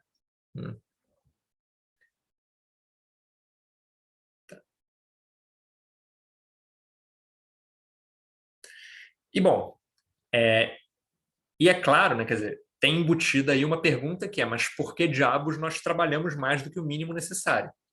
Né? Então, hoje em dia, isso nem é uma questão, né? Quer dizer, se você chega e diz, moço, me dá um trabalho, o cara diz, o valor é esse e a jornada é essa, você ou aceita ou nega baseado no tamanho da sua necessidade, se fudeu. Né? Mas, historicamente, né, como é que foi isso? Porque, assim, né, quando a gente fala das sociedades ditas primitivas, né, cara, é muito bom. Eu já falei para vocês do Marshall Salins, né, da economia da Idade da Pedra. Né? Na economia da Idade da Pedra, quando o Marshall Salins fala dos aborígenes australianos, né, as atividades principais dos caras, né, ao longo do dia é fofocar, dançar e jogar dados. Né? É isso, né? Quer dizer, então que desgraça que aconteceu, né? Porque é isso, uns antropólogos que ficam fazendo estatística, ficam lá sentados lá com os aborígenes, como é que esses caras gastam tempo. Né? E aí fazem tabelas, né? Então tem análise de tabela e o caralho, não é só entre os aborígenes, né? Eu estou falando dos aborígenes porque é o exemplo mais radical. Mas, assim, historicamente, como é que a gente saiu desse mundo da fofoca, dança e jogar dados para esse mundo de hoje que é trabalhar que nem uns cornos, né? Enfim, coitado do corno. É foda, a gente não consegue xingar e ser politicamente correto ao mesmo tempo. Né? Eu não tenho pessoalmente nada contra o corno, né? Já aconteceu uma desgraça na vida dele, não tem que se cair eu aqui, né? Tipo, sacaneando ele ainda, né? Por que a gente trabalha que nem uns malditos, né? A gente trabalha que nem uns malditos, né? Porque historicamente aconteceu uma tragédia, que é a expropriação, né? Que é o quê, né? É aquele momento na acumulação primitiva, né? Nesse período anterior ao capitalismo, né? Em que as populações são impedidas de produzir, né, o necessário para a sua própria subsistência. Por quê? Porque perdem o acesso à terra, porque a terra é privatizada. Então, esse é o final da Idade Média, né? Aí é foda, aí filho da puta fica. Estamos vivendo numa Idade Média. Quem me dera. Né? Quem me dera que o acesso à terra fosse tão fácil e garantido e necessário quanto era na Idade Média. Não, nós nos fudemos, veio a modernidade com os seus iluministas e toda a sua bagagem de desgraceiras e nos trouxe esse mundo em que, né, o acesso à terra é inviabilizado e, portanto, a gente não dispõe das coisas que a gente precisa para se manter vivo, né? Veio os britânicos, entre outras coisas, né? É isso, né? Veio a elite britânica, né? E aí a gente é obrigado, né? Então é isso, né? Quer dizer, então o que é interessante, então, o que né, o que tem de político, né, na obra do Marx, né, o que tem de perspectiva de classe é essa, né? Quer dizer, aconteceu uma violência histórica, né? E essa violência histórica, a gente tem que ser sensível, os desembargadores, a gente tem que ser sensível, né, a gente tem que ser sensível a essa história, a esse histórico de violência, né, e entender que só por causa dessa violência que foi perpetrada no passado, a gente vive nessa desgraça que a gente vive hoje. E que isso que a gente vive hoje não é uma coisa normal e eterna, é uma desgraça. É trabalhar mais do que o necessário. Né? Só porque existe trabalho excedente é que existe capitalismo. Né? Então, é isso. Muito bem. Quando o Marx, né, um outro assunto importante, então isso aí, né, que a gente estava falando até agora, é o arroz com feijão da produção capitalista. Né?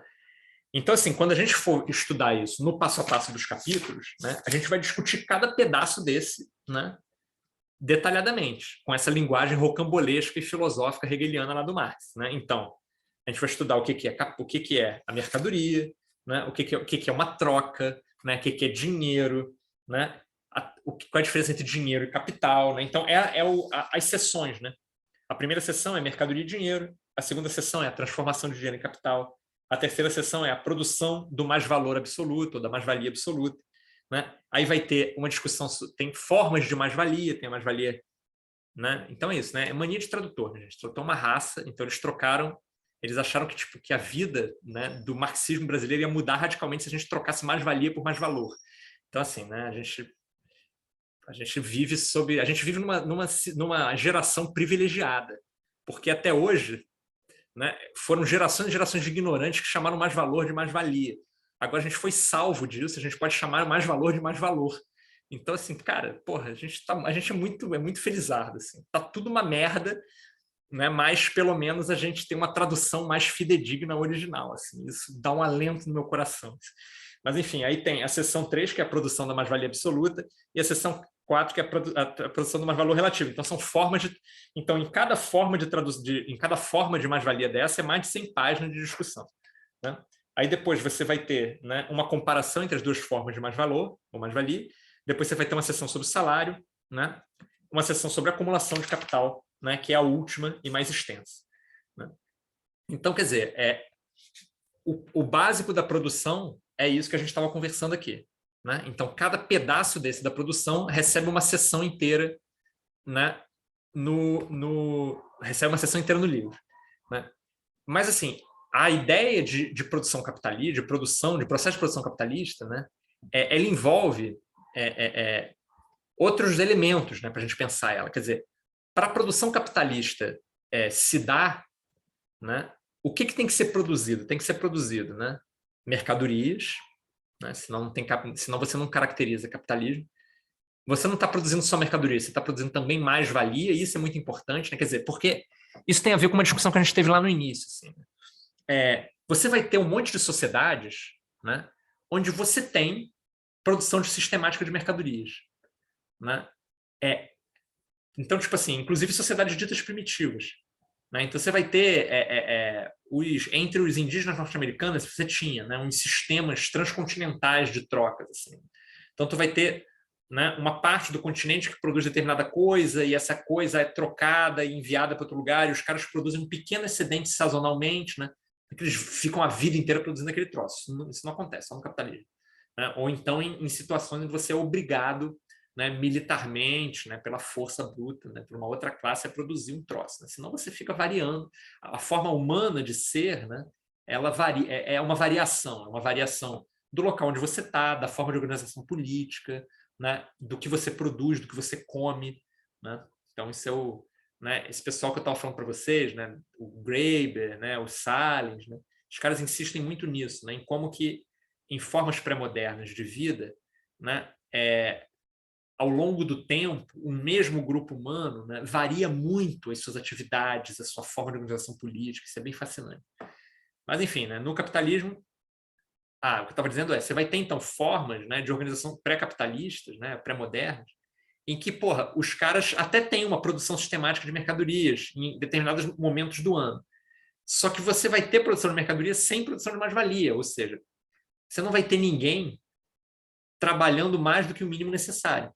Na verdade, o argumento do Salins, no livro dele, né, esse livro que eu estava falando para vocês, né, A Economia da Idade da Pedra, o que o Salins diz é que a tendência espontânea dos grupos humanos pré-modernos, né, é trabalhar um pouco abaixo do mínimo. Né? Então, a maioria dos grupos humanos trabalha, né, espontaneamente, né, sem ninguém obrigando, eles trabalham um pouco abaixo do nível. Por quê? Porque sempre vai ter alguns grupos trabalhando um pouquinho acima. Né? Então, é um perpétuo desequilíbrio, onde a tendência é para trabalhar pouco, para dar bastante tempo para você fofocar, jogar dados, né? E dormir. Né? Então, aí, essas são as 3 principais atividades. Aí a quarta é produzir comida e a quinta é sexo. Né? Então, tipo, é uma diferença pequena. Né? Ok, e aí?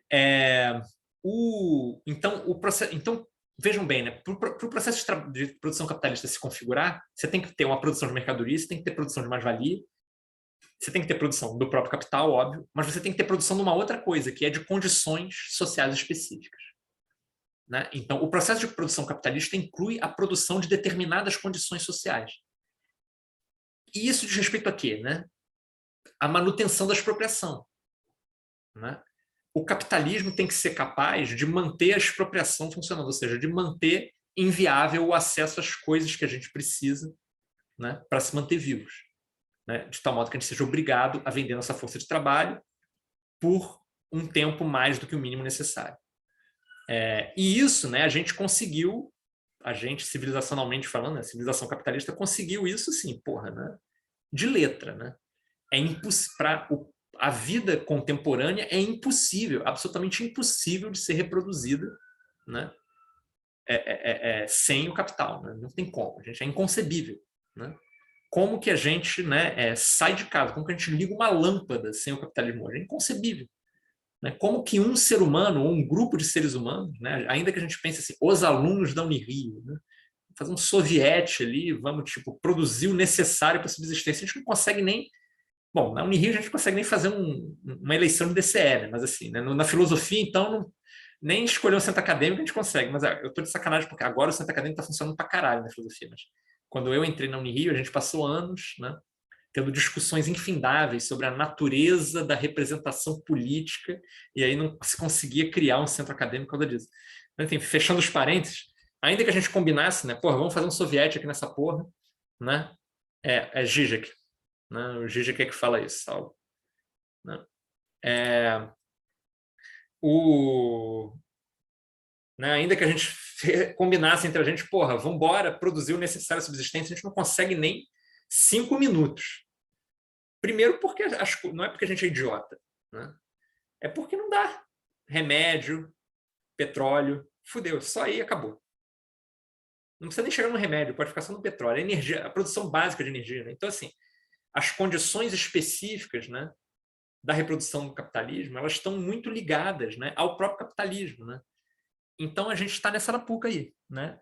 O processo de produção capitalista produz as próprias condições da sua existência, né? E uma dessas condições é a impossibilidade que a gente produza por nossa própria conta as coisas necessárias à subsistência, de tal modo que a gente não precise vender a força de trabalho, né, por um valor que não representa a jornada inteira, né? Ok. Deixa eu ver o que mais que é interessante de falar aqui nesse resuminho. Enquanto vocês vão pensando aí em perguntas, gente.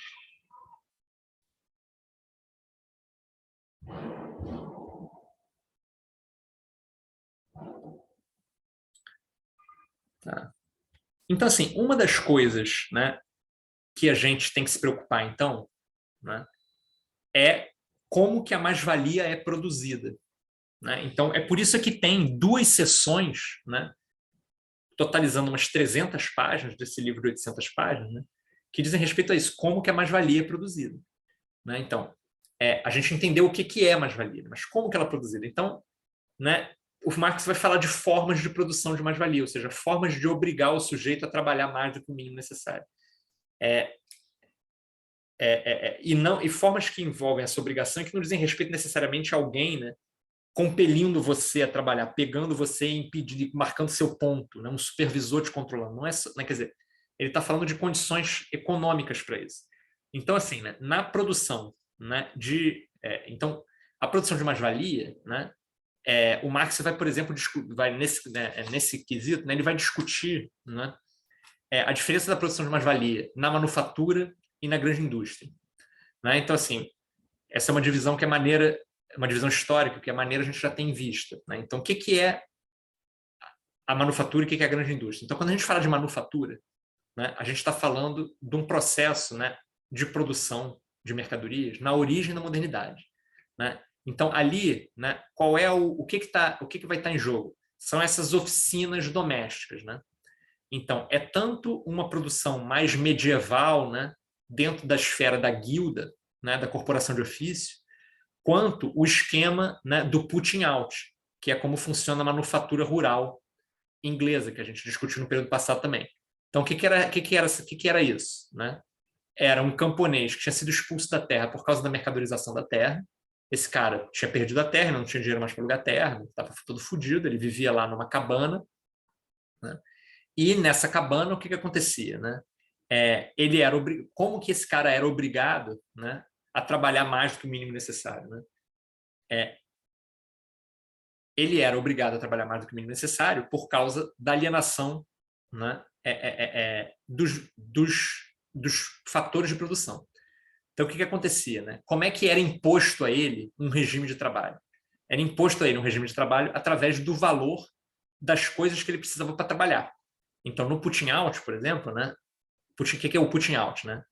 É um cara que está na sua cabana, né? Ele aluga a ferramenta que ele precisa para trabalhar e ele compra os meios de produção que ele precisa. Então, por exemplo, se ele é um cara que vai fiar lã, vai fazer fios de lã, né? Esse cara tem umas ferramentas lá que ele precisa, né? E ele tem a própria lã que ele precisa. Então, o que acontece? O capitalista vende a lã para ele, né? Empresta as ferramentas necessárias para fazer o fio, né? Que é um troço lá, uma placa, né? Com umas ondinhas assim, onde você fica passando a lã, né? E uma outra superfície, uma textura determinada, onde você martela a lã. Você martela a lã ali e passa a lã nesse negócio, né? Que nem um maldito, né? Então, pois é, né? Através da alienação desses produtos, né? Você pode impor um ritmo de trabalho ao cara, né? E na indústria, né, o que acontece na indústria, que é uma realidade que está muito mais próxima da gente, o que acontece é simplesmente, né, o aumento do ritmo de trabalho mesmo imposto pelo maquinário, né? Então, por que o cara trabalha mais do que o necessário? Né? Ele trabalha mais do que o necessário porque o capitalista paga uma jornada de trabalho e o ritmo do trabalho é ditado pela máquina, né? E a máquina pode ser simplesmente regulada, né? E isso é assim mesmo, né? Quer dizer, os caras regulavam né, o início da jornada mais rápido e iam diminuindo um pouquinho para não ter acidente, né? Não porque eles estivessem preocupados com o braço das pessoas, é só porque toda hora que tem acidente tem que parar a parada, né? Então, para a parada para quê? Para tirar o braço do cara, né? Senão, tipo, o braço vai enrolar lá nos fios e o caralho. Então, quer dizer, o ritmo de trabalho pode ser controlado mecanicamente. Então, você pode impor um ritmo de trabalho. Então, você pode intensificar o trabalho, né? Além de manter o cara o dia inteiro trabalhando, você pode intensificar o ritmo de trabalho. Débora perguntando, se esse camponês compra um meio de produção, ele se torna capitalista? Então, esse camponês é um ex-camponês. Né? Se esse ex-camponês compra um meio de produção, ele se torna capitalista. Então, um capitalista é alguém que investe dinheiro para comprar matéria-prima e força de trabalho. Então, se ele comprar o meio de produção, se ele comprar, então, assim, sei lá, ele encontra uma bruxa na floresta, a bruxa, né, troca um pouco de sangue por um mapa para o pote de ouro do Leprechaun. Aí ele vai lá no pote de ouro do Leprechaun, ele pega esse ouro e aí usa esse ouro para comprar as ferramentas necessárias. Então aí quando o capitalista chega para ele e diz aqui, ó, esse aqui, aluga de mim, aí ele diz, eu não preciso porque a bruxa da floresta me arrumou dinheiro. Aí o cara diz, por isso é que tem que fazer inquisição nessa porra. Aí fecha parênteses, ele tem um maquinário, ele tem um meio de produção. Ele está comprando força de trabalho de alguém? Se ele mesmo está trabalhando ali, então ele não é capitalista, né? Ele é sei lá o quê, né? Ele é um artesão autônomo, né? E mesmo, ele não é um artesão autônomo, porque o que vai acontecer? Não, ele é um artesão autônomo. É isso, né? Ele compra a lã bruta e vende a lã, o fio da lã. Ele não está explorando ninguém. Né? O capitalista tem que explorar trabalho. Né? Estamos juntos? Tá. Prof, Diga, Guilherme. desculpa perguntar. Nesse exemplo completamente maluco que você deu aí, eu pensei, se esse cara, ele tem filhos, digamos que esse camponês satanista tenha filhos, e ele usa os filhos dele, a família dele, para aumentar a produção dele. Ele não vai ser um capitalista ainda assim, mas ele vai ser uma concorrência.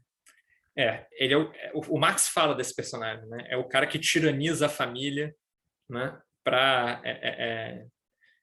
impondo um ritmo de trabalho na família. O Marx cita, né? Passa por alto por esse personagem, né? Mas né? Tem de tudo, né? Tem um monte de formas de exploração, né? Enfim, mas isso não é exploração capitalista, né? O lance é esse, né? O lance é prestar atenção na especificidade do conceito, né? A exploração capitalista diz respeito à compra de força de trabalho para produzir mais-valia. Por que o cara dos filhos não é capitalista, né? Porque os filhos são escravos dele. Né? Quer dizer, ele é responsável pela subsistência dos filhos. Então, assim, né, o grande barato do capitalismo, né, é que quando você paga o salário, o cara vai embora, ele tem que se virar. Né? Com os filhos não tem jeito. Quer dizer, se o filho morre, você não pode botar outro. Então, você tem que manter o filho vivo, a não ser que você faça o filho e aí espere um tempo, espere uns 2 anos para ele conseguir começar a trabalhar.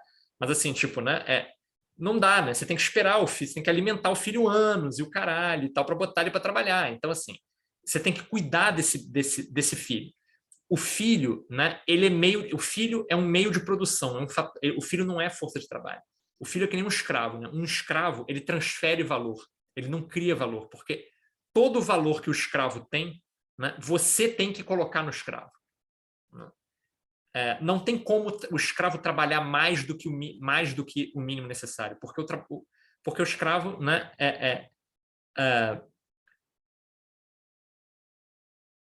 porque o escravo vale aquilo que ele trabalha exatamente. Ele é que nem uma máquina. Né? Quando você vai no mercado de escravos para comprar escravos, né, você compra o número de anos que esse cara vai poder trabalhar para você, ponto.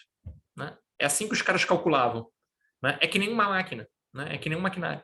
Então, assim, desde o ponto de vista do capitalismo, né, você pode até combinar trabalho escravo com trabalho assalariado. Né? Mas o trabalho escravo ele não produz mais do que o seu valor. Ele vale exatamente aquilo que ele produz, sempre. né? E os seus filhos idem. Né? Faz sentido isso, gente? O Saulo está com cara de que não faz muito. Faz? Tá. É isso, né? Escravo é capital constante. Filho também. Né? Então, num empreendimento onde só tem capital constante, não tem capital variável, não há capitalismo. É claro que, né, num empreendimento colonial, você vai ter o trabalho escravo, mas você vai ter também, né, um trabalho assalariado ali. Você vai ter capatazes, você vai ter engenheiros, você vai ter uma porrada de coisas ali. Então, isso torna aquele trabalho um trabalho, né, pensando no engenho de açúcar colonial brasileiro. Né? Tu vai ter relações capitalistas ali. Né? É difícil, quer dizer, não é um capitalismo pleno, né? Não é exatamente comparável, mas você vai ter relações capitalistas ali. Mas isso, gente, é um problemaço assim para o pessoal da economia política, né? Porque o caráter capitalista do empreendimento colonial brasileiro é tipo uma discussão assim monstra, né? Tipo, né? Enfim. Fala, Marcos. Pois é, eu estou aqui em cima da primeira fórmula, né, o dinheiro que compra meio de produção, compra trabalho, gera mercadoria e depois dá o D' é maior do que o D. Aí a coisa começa a andar e alguém está acumulando. É claro que essa formulação, quer dizer, uma formulação, quer dizer, deve ter alguma coisa de didática, deve ter alguma coisa de muito simplificada, porque está pensada também em cima de uma época em que talvez, como você mesmo já mencionou, né, o capitalismo financeiro não estava tão desenvolvido quanto agora. Quer dizer, então não tinha noção de custo de dinheiro, de tempo, sabe, capital de giro, sei lá, quanto tempo que o dinheiro demorou, sabe, para comprar um maquinário, para depois ele virar o delinha e voltar, não sei o quê. Mas e aí eu não sei se é uma cabeça, sabe, que não está acostumada a pensar, quer dizer, em termos da teoria marxiana, mas assim, o D' no final só vai ser maior do que o D se tiver alguém, sabe, querendo pagar aquele valor. Pelas mercadorias. Pelas mercadorias, ou seja, a mais-valia só existe porque existe alguém, sabe, que está disposto a pagar um D' maior do que o D. Posso inserir um... Mas isso não entrou aí na história, né? Como é que isso entra ou isso não entra? Ou vai entrar depois? Então, muito boa sua pergunta, mas assim, a mais-valia, ela não existe só se alguém comprar a mercadoria. O grande barato do capitalismo e o grande horror é que a mais-valia existe. Se a mercadoria vai realizar o seu valor é uma outra questão. Então, assim, o fato de que se alguém compra a mercadoria ou não, né, isso não elimina o fato de que algum maldito já trabalhou mais do que o mínimo necessário.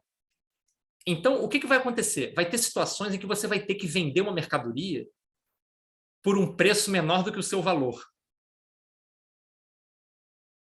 A mercadoria já tem a mais-valia. A gente vai ver isso mais para frente em detalhes, mas assim, a mercadoria já existe. Se alguém trabalhou mais do que o mínimo necessário, aquele valor já está contido na mercadoria. Aí você vai no mercado e diz, galera, o preço dessa mercadoria é X.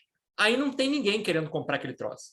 Aí o que começa a acontecer? Você tem que baixar o preço dela. Mas o valor dela, que é a quantidade de trabalho embutido ali, esse trabalho já está ali. Né? Esse trabalho é necessário para fazer a mercadoria. Né? Então, um celular, né?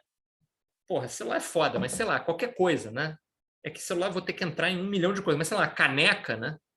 Então, a caneca ali tem tempo de trabalho para fazer aquela caneca. Né? Não dá para fazer por menos tempo.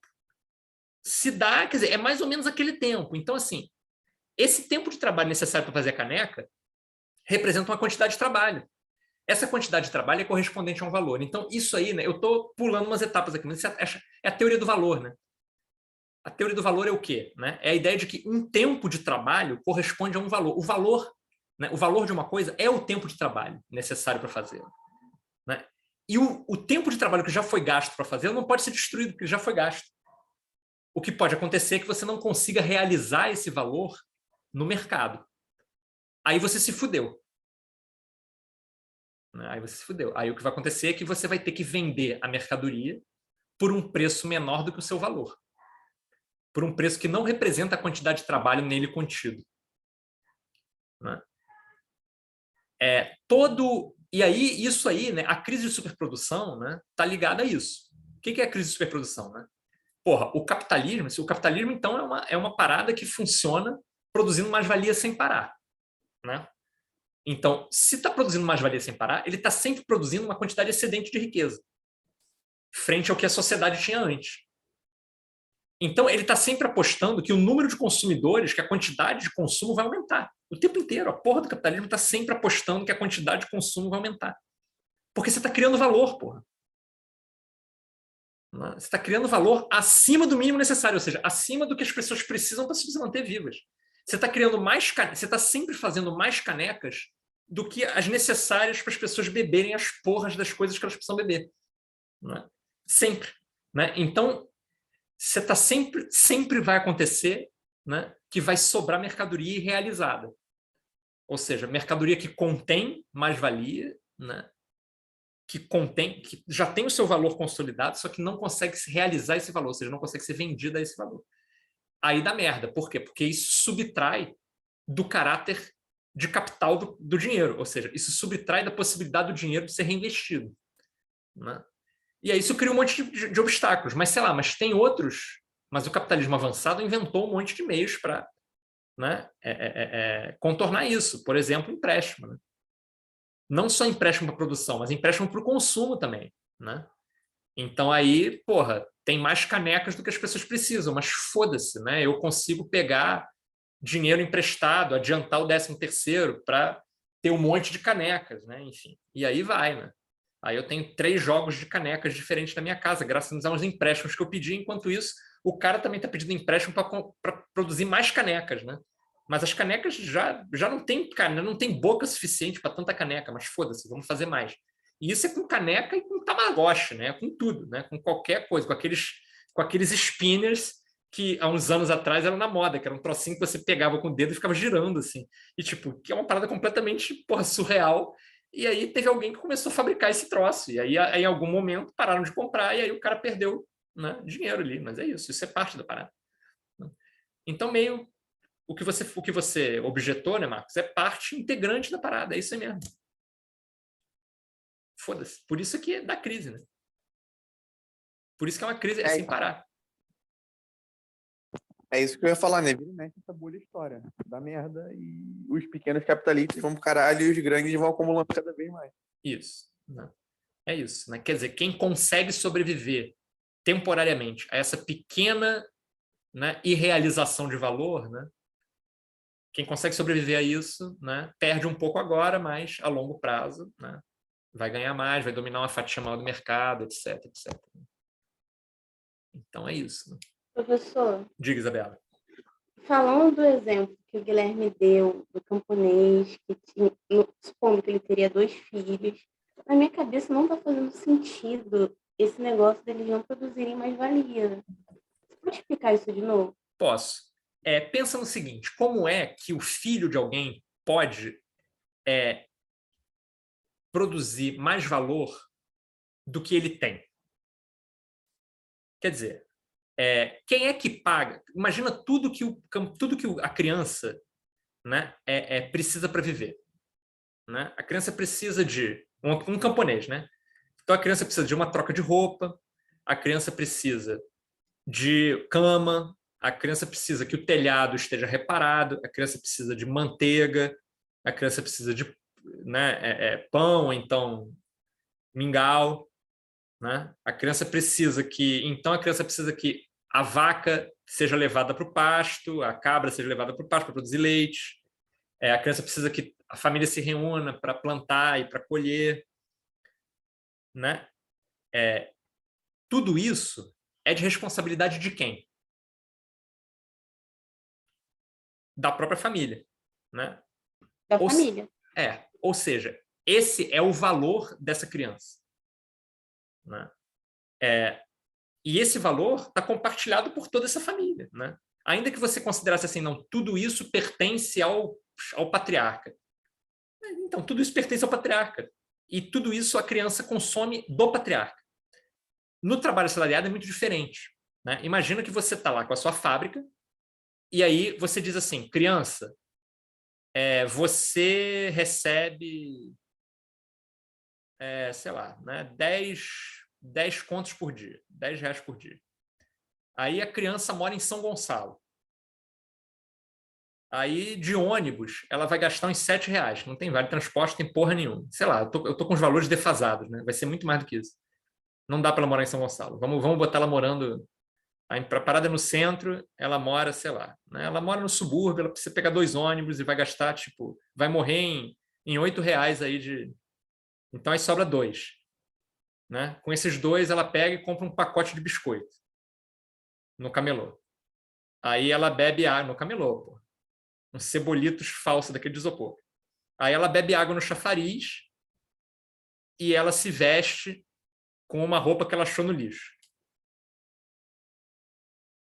Então, todas essas coisas, nenhuma dessas coisas foi o capitalista que proporcionou para ela, né? O capitalista não tem uma empresa de ônibus, ele não transporta a criança, o capitalista não está gastando dinheiro para fazer o chafariz jorrar, né? O capitalista não está produzindo a roupa que a criança usa, isso tudo a criança tem que pegar e descontar dos R$ 10 que ela ganha por dia, assim, foda-se.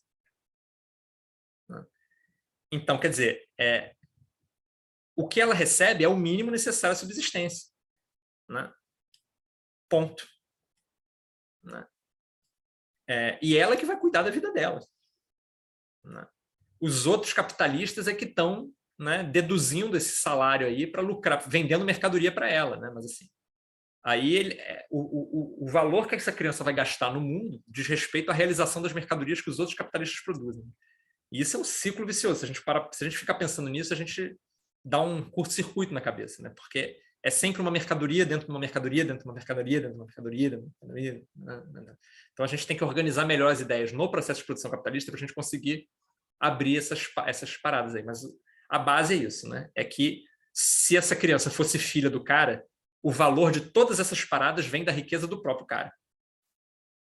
Então não tem como o filho produzir mais valia. Melhorou?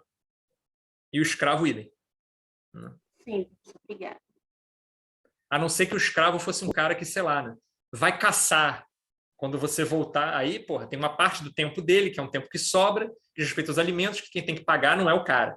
Né? Então, os nossos senhores de engenho faziam isso, né? Davam terra para os escravos. Né? Então, produz aí teu próprio alimento. Né? Então, tinha um esquema, né, que diminuía o valor do escravo. Mas, mesmo assim, isso não é produção de mais-valia. Né? O que você está fazendo é diminuindo o valor do escravo, porque você pode barato. Quer dizer, quando você compra e vende escravos, está subentendido que esse escravo vai passar uma parte do tempo dele, né, produzindo seu próprio alimento, que debate do valor dele. Mas isso continua não sendo mais-valia. Ele não está trabalhando mais do que o mínimo necessário. Ele está trabalhando sempre o tempo que ele vale. Né? Então, tem isso. Né? Mais para frente, eu acho que vai ficar mais claro. Né? Mas eu acho que, não sei, tá muito absurdo isso, gente. Vocês estão com caras que dizem assim, isso é estranho, mas ok. Então... Pelo que eu entendi, é porque como o custo do capitalista de manter aquele escravo, né, ele não produz a mais-valia porque ele já custa pro bolso do capitalista constantemente. É isso? É isso. Aí ele deixa de ser capitalista, né? Ele vira um proprietário de escravos. Né? Ele não é capitalista porque ele não explora a mais-valia. Seu áudio tá ruim. Seu áudio tá ruim, Guilherme. Tá melhor? Não. Tá. Eu tava pensando naquele esquema de companhia, né? Que era basicamente uma forma de fazer trabalho escravo, que também imagino que funciona do mesmo jeito. Pois é. No esquema das companhias comerciais, né, o que você vai ter vai ser o comprar barato e vender caro, no fundo. Né? É um capitalismo, né, mercantil. Né? Ele não é... Ele é diferente do capitalismo industrial. Fala, Marcos. Entendi. Deixa eu só voltar aqui de novo. Eu não sei se eu estou. Quer dizer, se tem que dar uma sacudida na cabeça para focar em alguma outra parte. Quer dizer, mas a questão que a Isabela levantou, quer dizer, estou aqui imaginando uma situação. Quer dizer, você tem a tua família trabalhando lá quer dizer, na sua empresinha, assim, né? No seu produtor de subsistência para você. Tá? Sua oficina. Dizer, com a sua oficina. Tá? Então, na verdade, você não tá. Estou imaginando aqui uma situação como se fosse, não sei se é esse o termo correto, mas é assim, uma economia planejada. Quer dizer, o cara não está querendo mais do que o suficiente para ele sobreviver.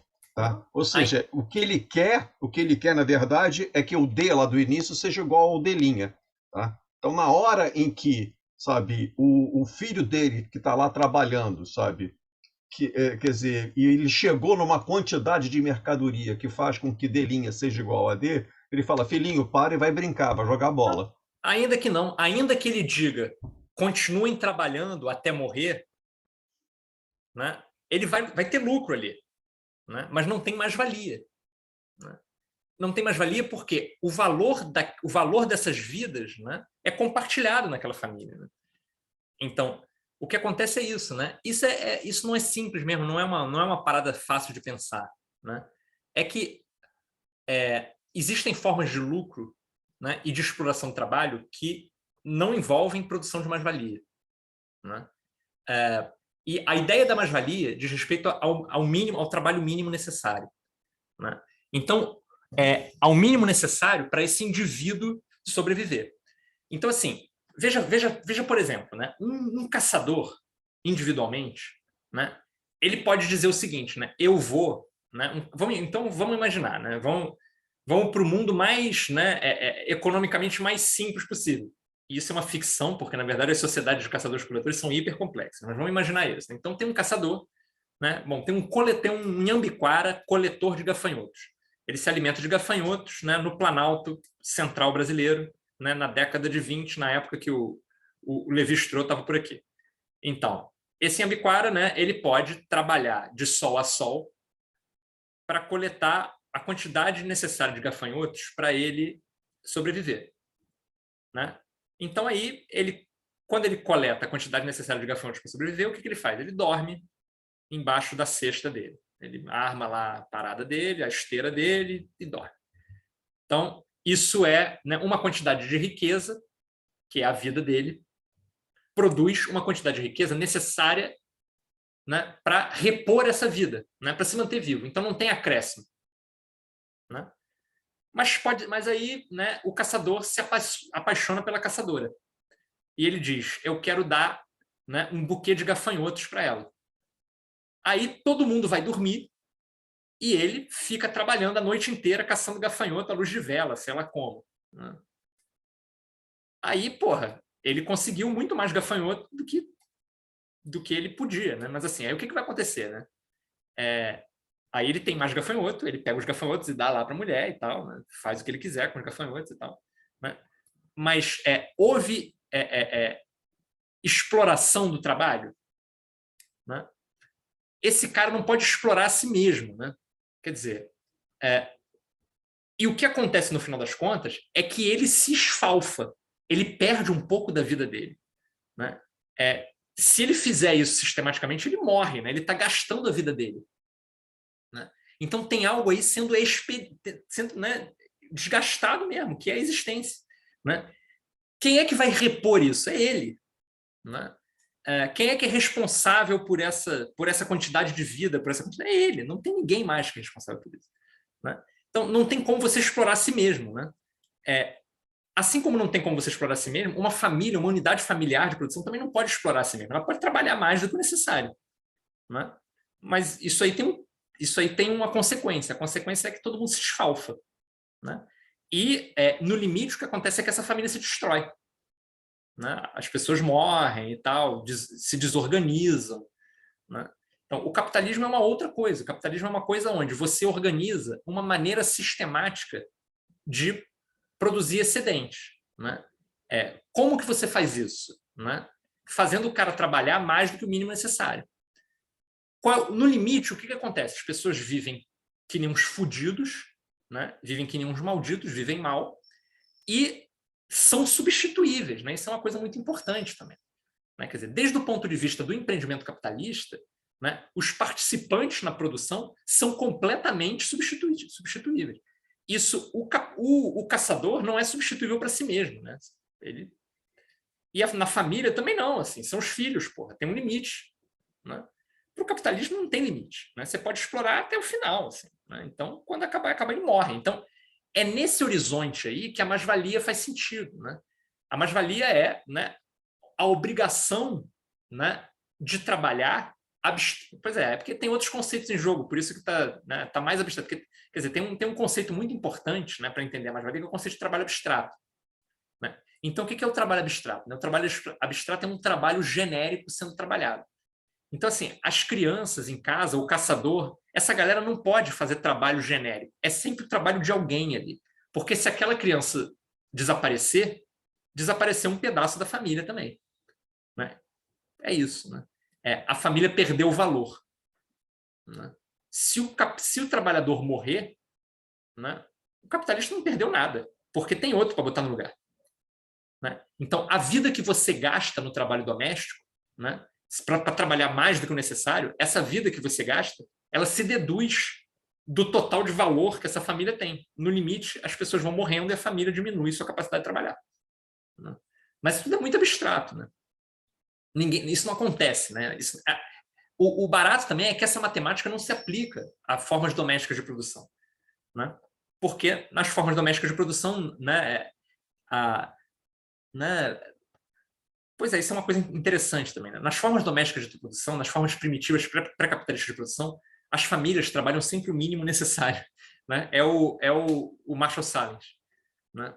As famílias não se obrigam a trabalhar mais do que o necessário. As famílias trabalham o mínimo necessário sempre. Né? Então, é isso. Assim, não tem como converter uma situação na outra. Né? São situações incomensuráveis, porque o que está no centro desse problema, né, é o fato de que, né, você não pode explorar a si mesmo. Não dá. Porque, no limite, o que você subtrai da sua vida, né, leva à sua morte. Você morre. E a família é idem.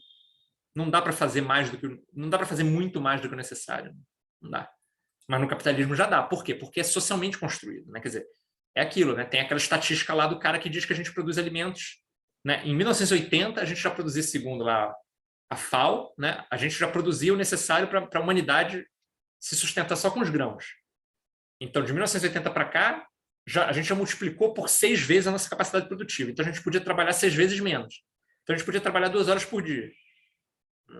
Mas a gente trabalha nos países subdesenvolvidos, a gente trabalha 11, 10, 11. Né? O que acontece é que o pessoal no topo enriquece 6 vezes mais, né? As pessoas estão enriquecendo 6 vezes, muito mais do que 6 vezes mais, porque tem componentes, né, de enriquecimento que não dizem respeito só à exploração do trabalho.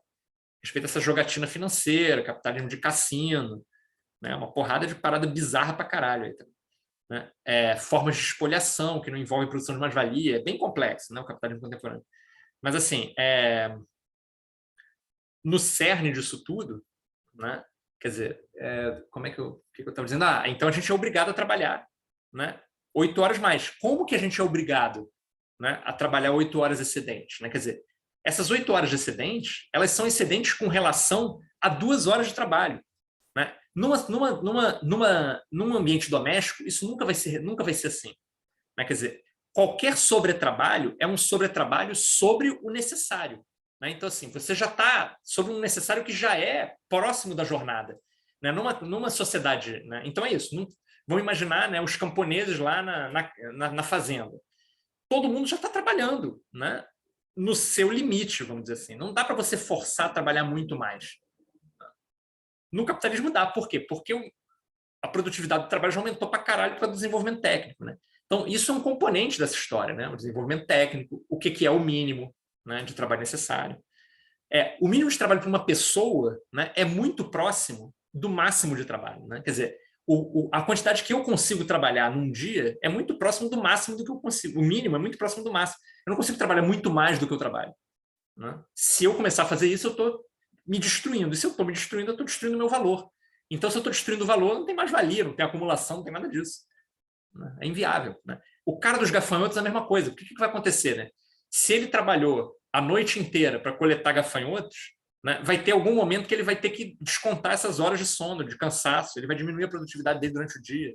Ele está, na verdade, ele não está fazendo sobretrabalho, ele está debatendo, ele está diminuindo da sua capacidade de trabalho futura.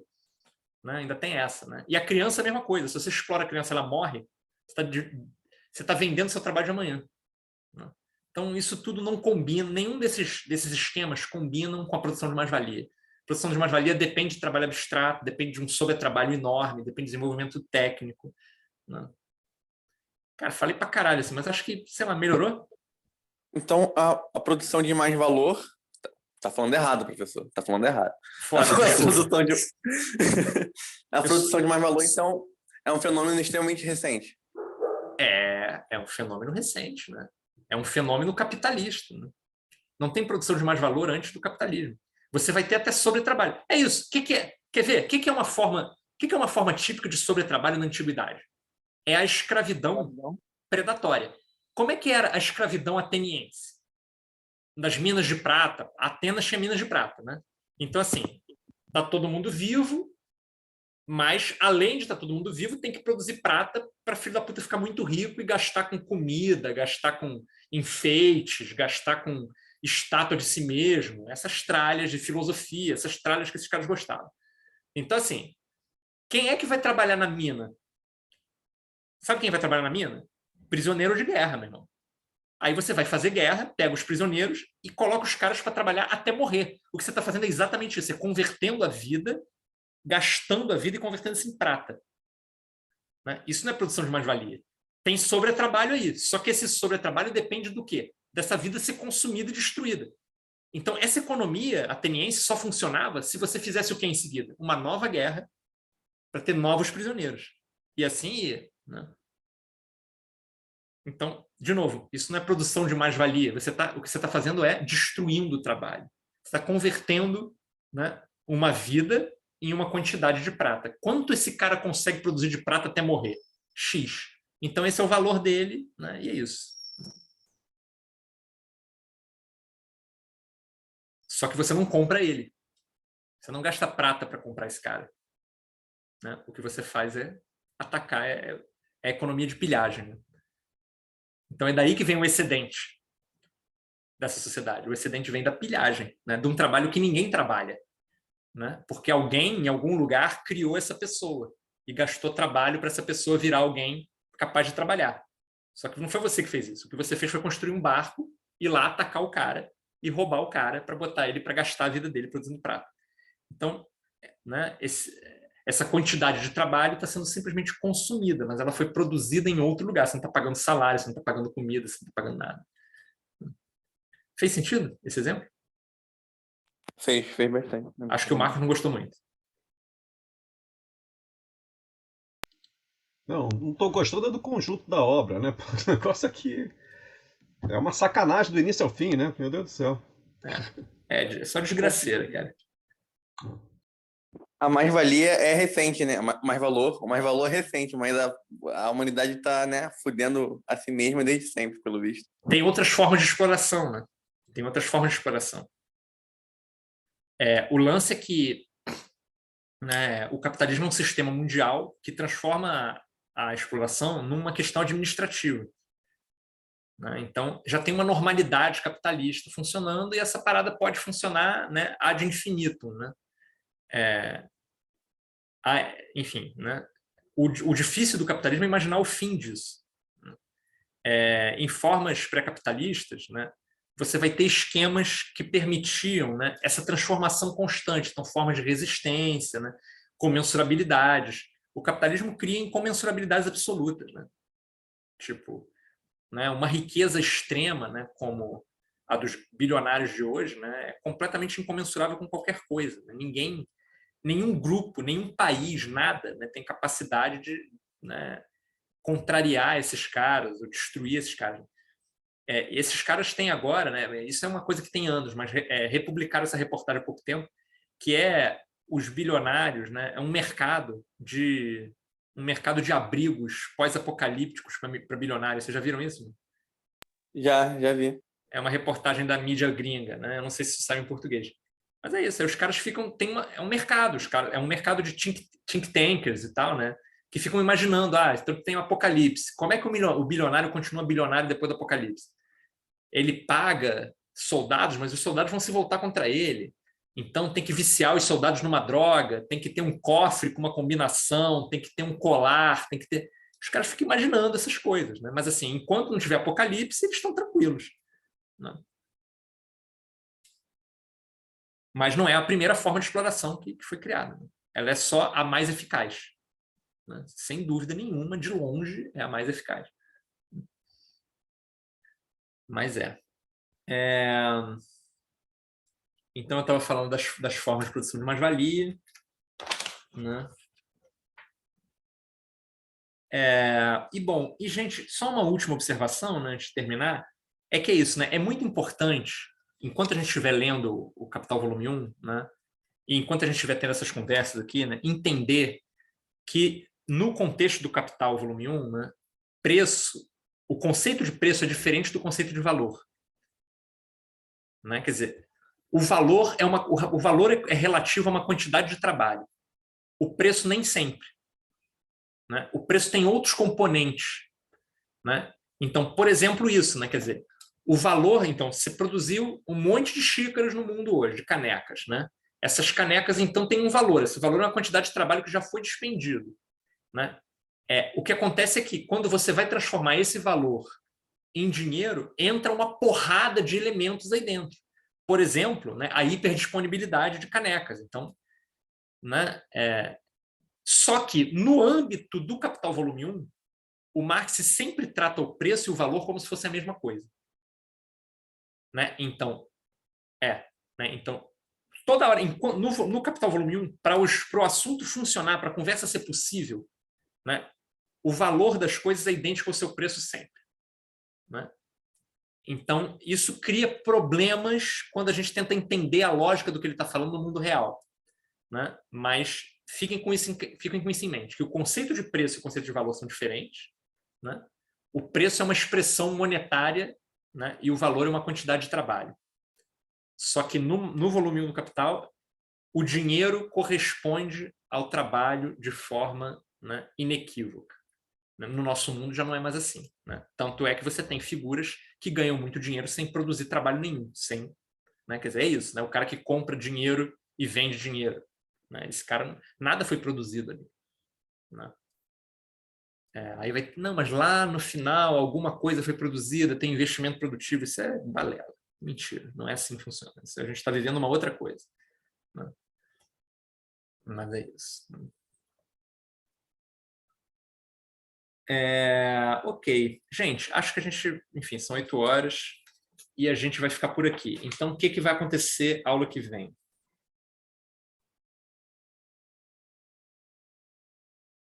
Eu vou continuar com esse resumão, né, do Capital Volume 1. Né? Tá funcionando, gente? Tá fazendo sentido, assim, essa coisa dispositiva? Tá. Eu vou continuar com esse resumão, então. Eu acho que dá para terminar o resumão e entrar no capítulo 1, seção 1, capítulo 1, né? A mercadoria. E eu vou fazer uma exposição, né, do argumento passo a passo. Beleza? Eu acho que para quem teve aula com você semestre passado, essa aula está uma delícia de assistir, professor, que a gente já consegue compreender bem melhor tudo que você fala. Tudo começa a se ligar e fazer sentido. Ótimo. Não sei se os outros colegas tiveram aula com você semestre passado, mas eu posso dizer que ter lido os livros que a gente leu, os ensaios que a gente leu, ajudou bastante. Bom, espero que para o pessoal da Filô não esteja o sexo dos anjos da parada, né? É isso, pelo passado, no César, eu discuti bem a coisa da origem do capitalismo, né? Da acumulação primitiva e tal. Então, o pessoal está bem com esses assuntos já, né, aquecidos, né? Mas eu não sei, eu estou fazendo recapitulação, é isso, gente, né? Quando não tiver fazendo sentido, é perguntar, enfim, a gente volta e vai, e assim vai com calma. Beleza? Muito bem. Então, até semana que vem. Boas noites, bom descanso, janta, sei lá o que vocês vão fazer agora. Tóxicos, etc. Abraço. Valeu, obrigado. Boa noite, professor. Tchau, pessoal. Boa noite, gente. Obrigada. Tchau, tchau. Valeu. Boa noite. Boa.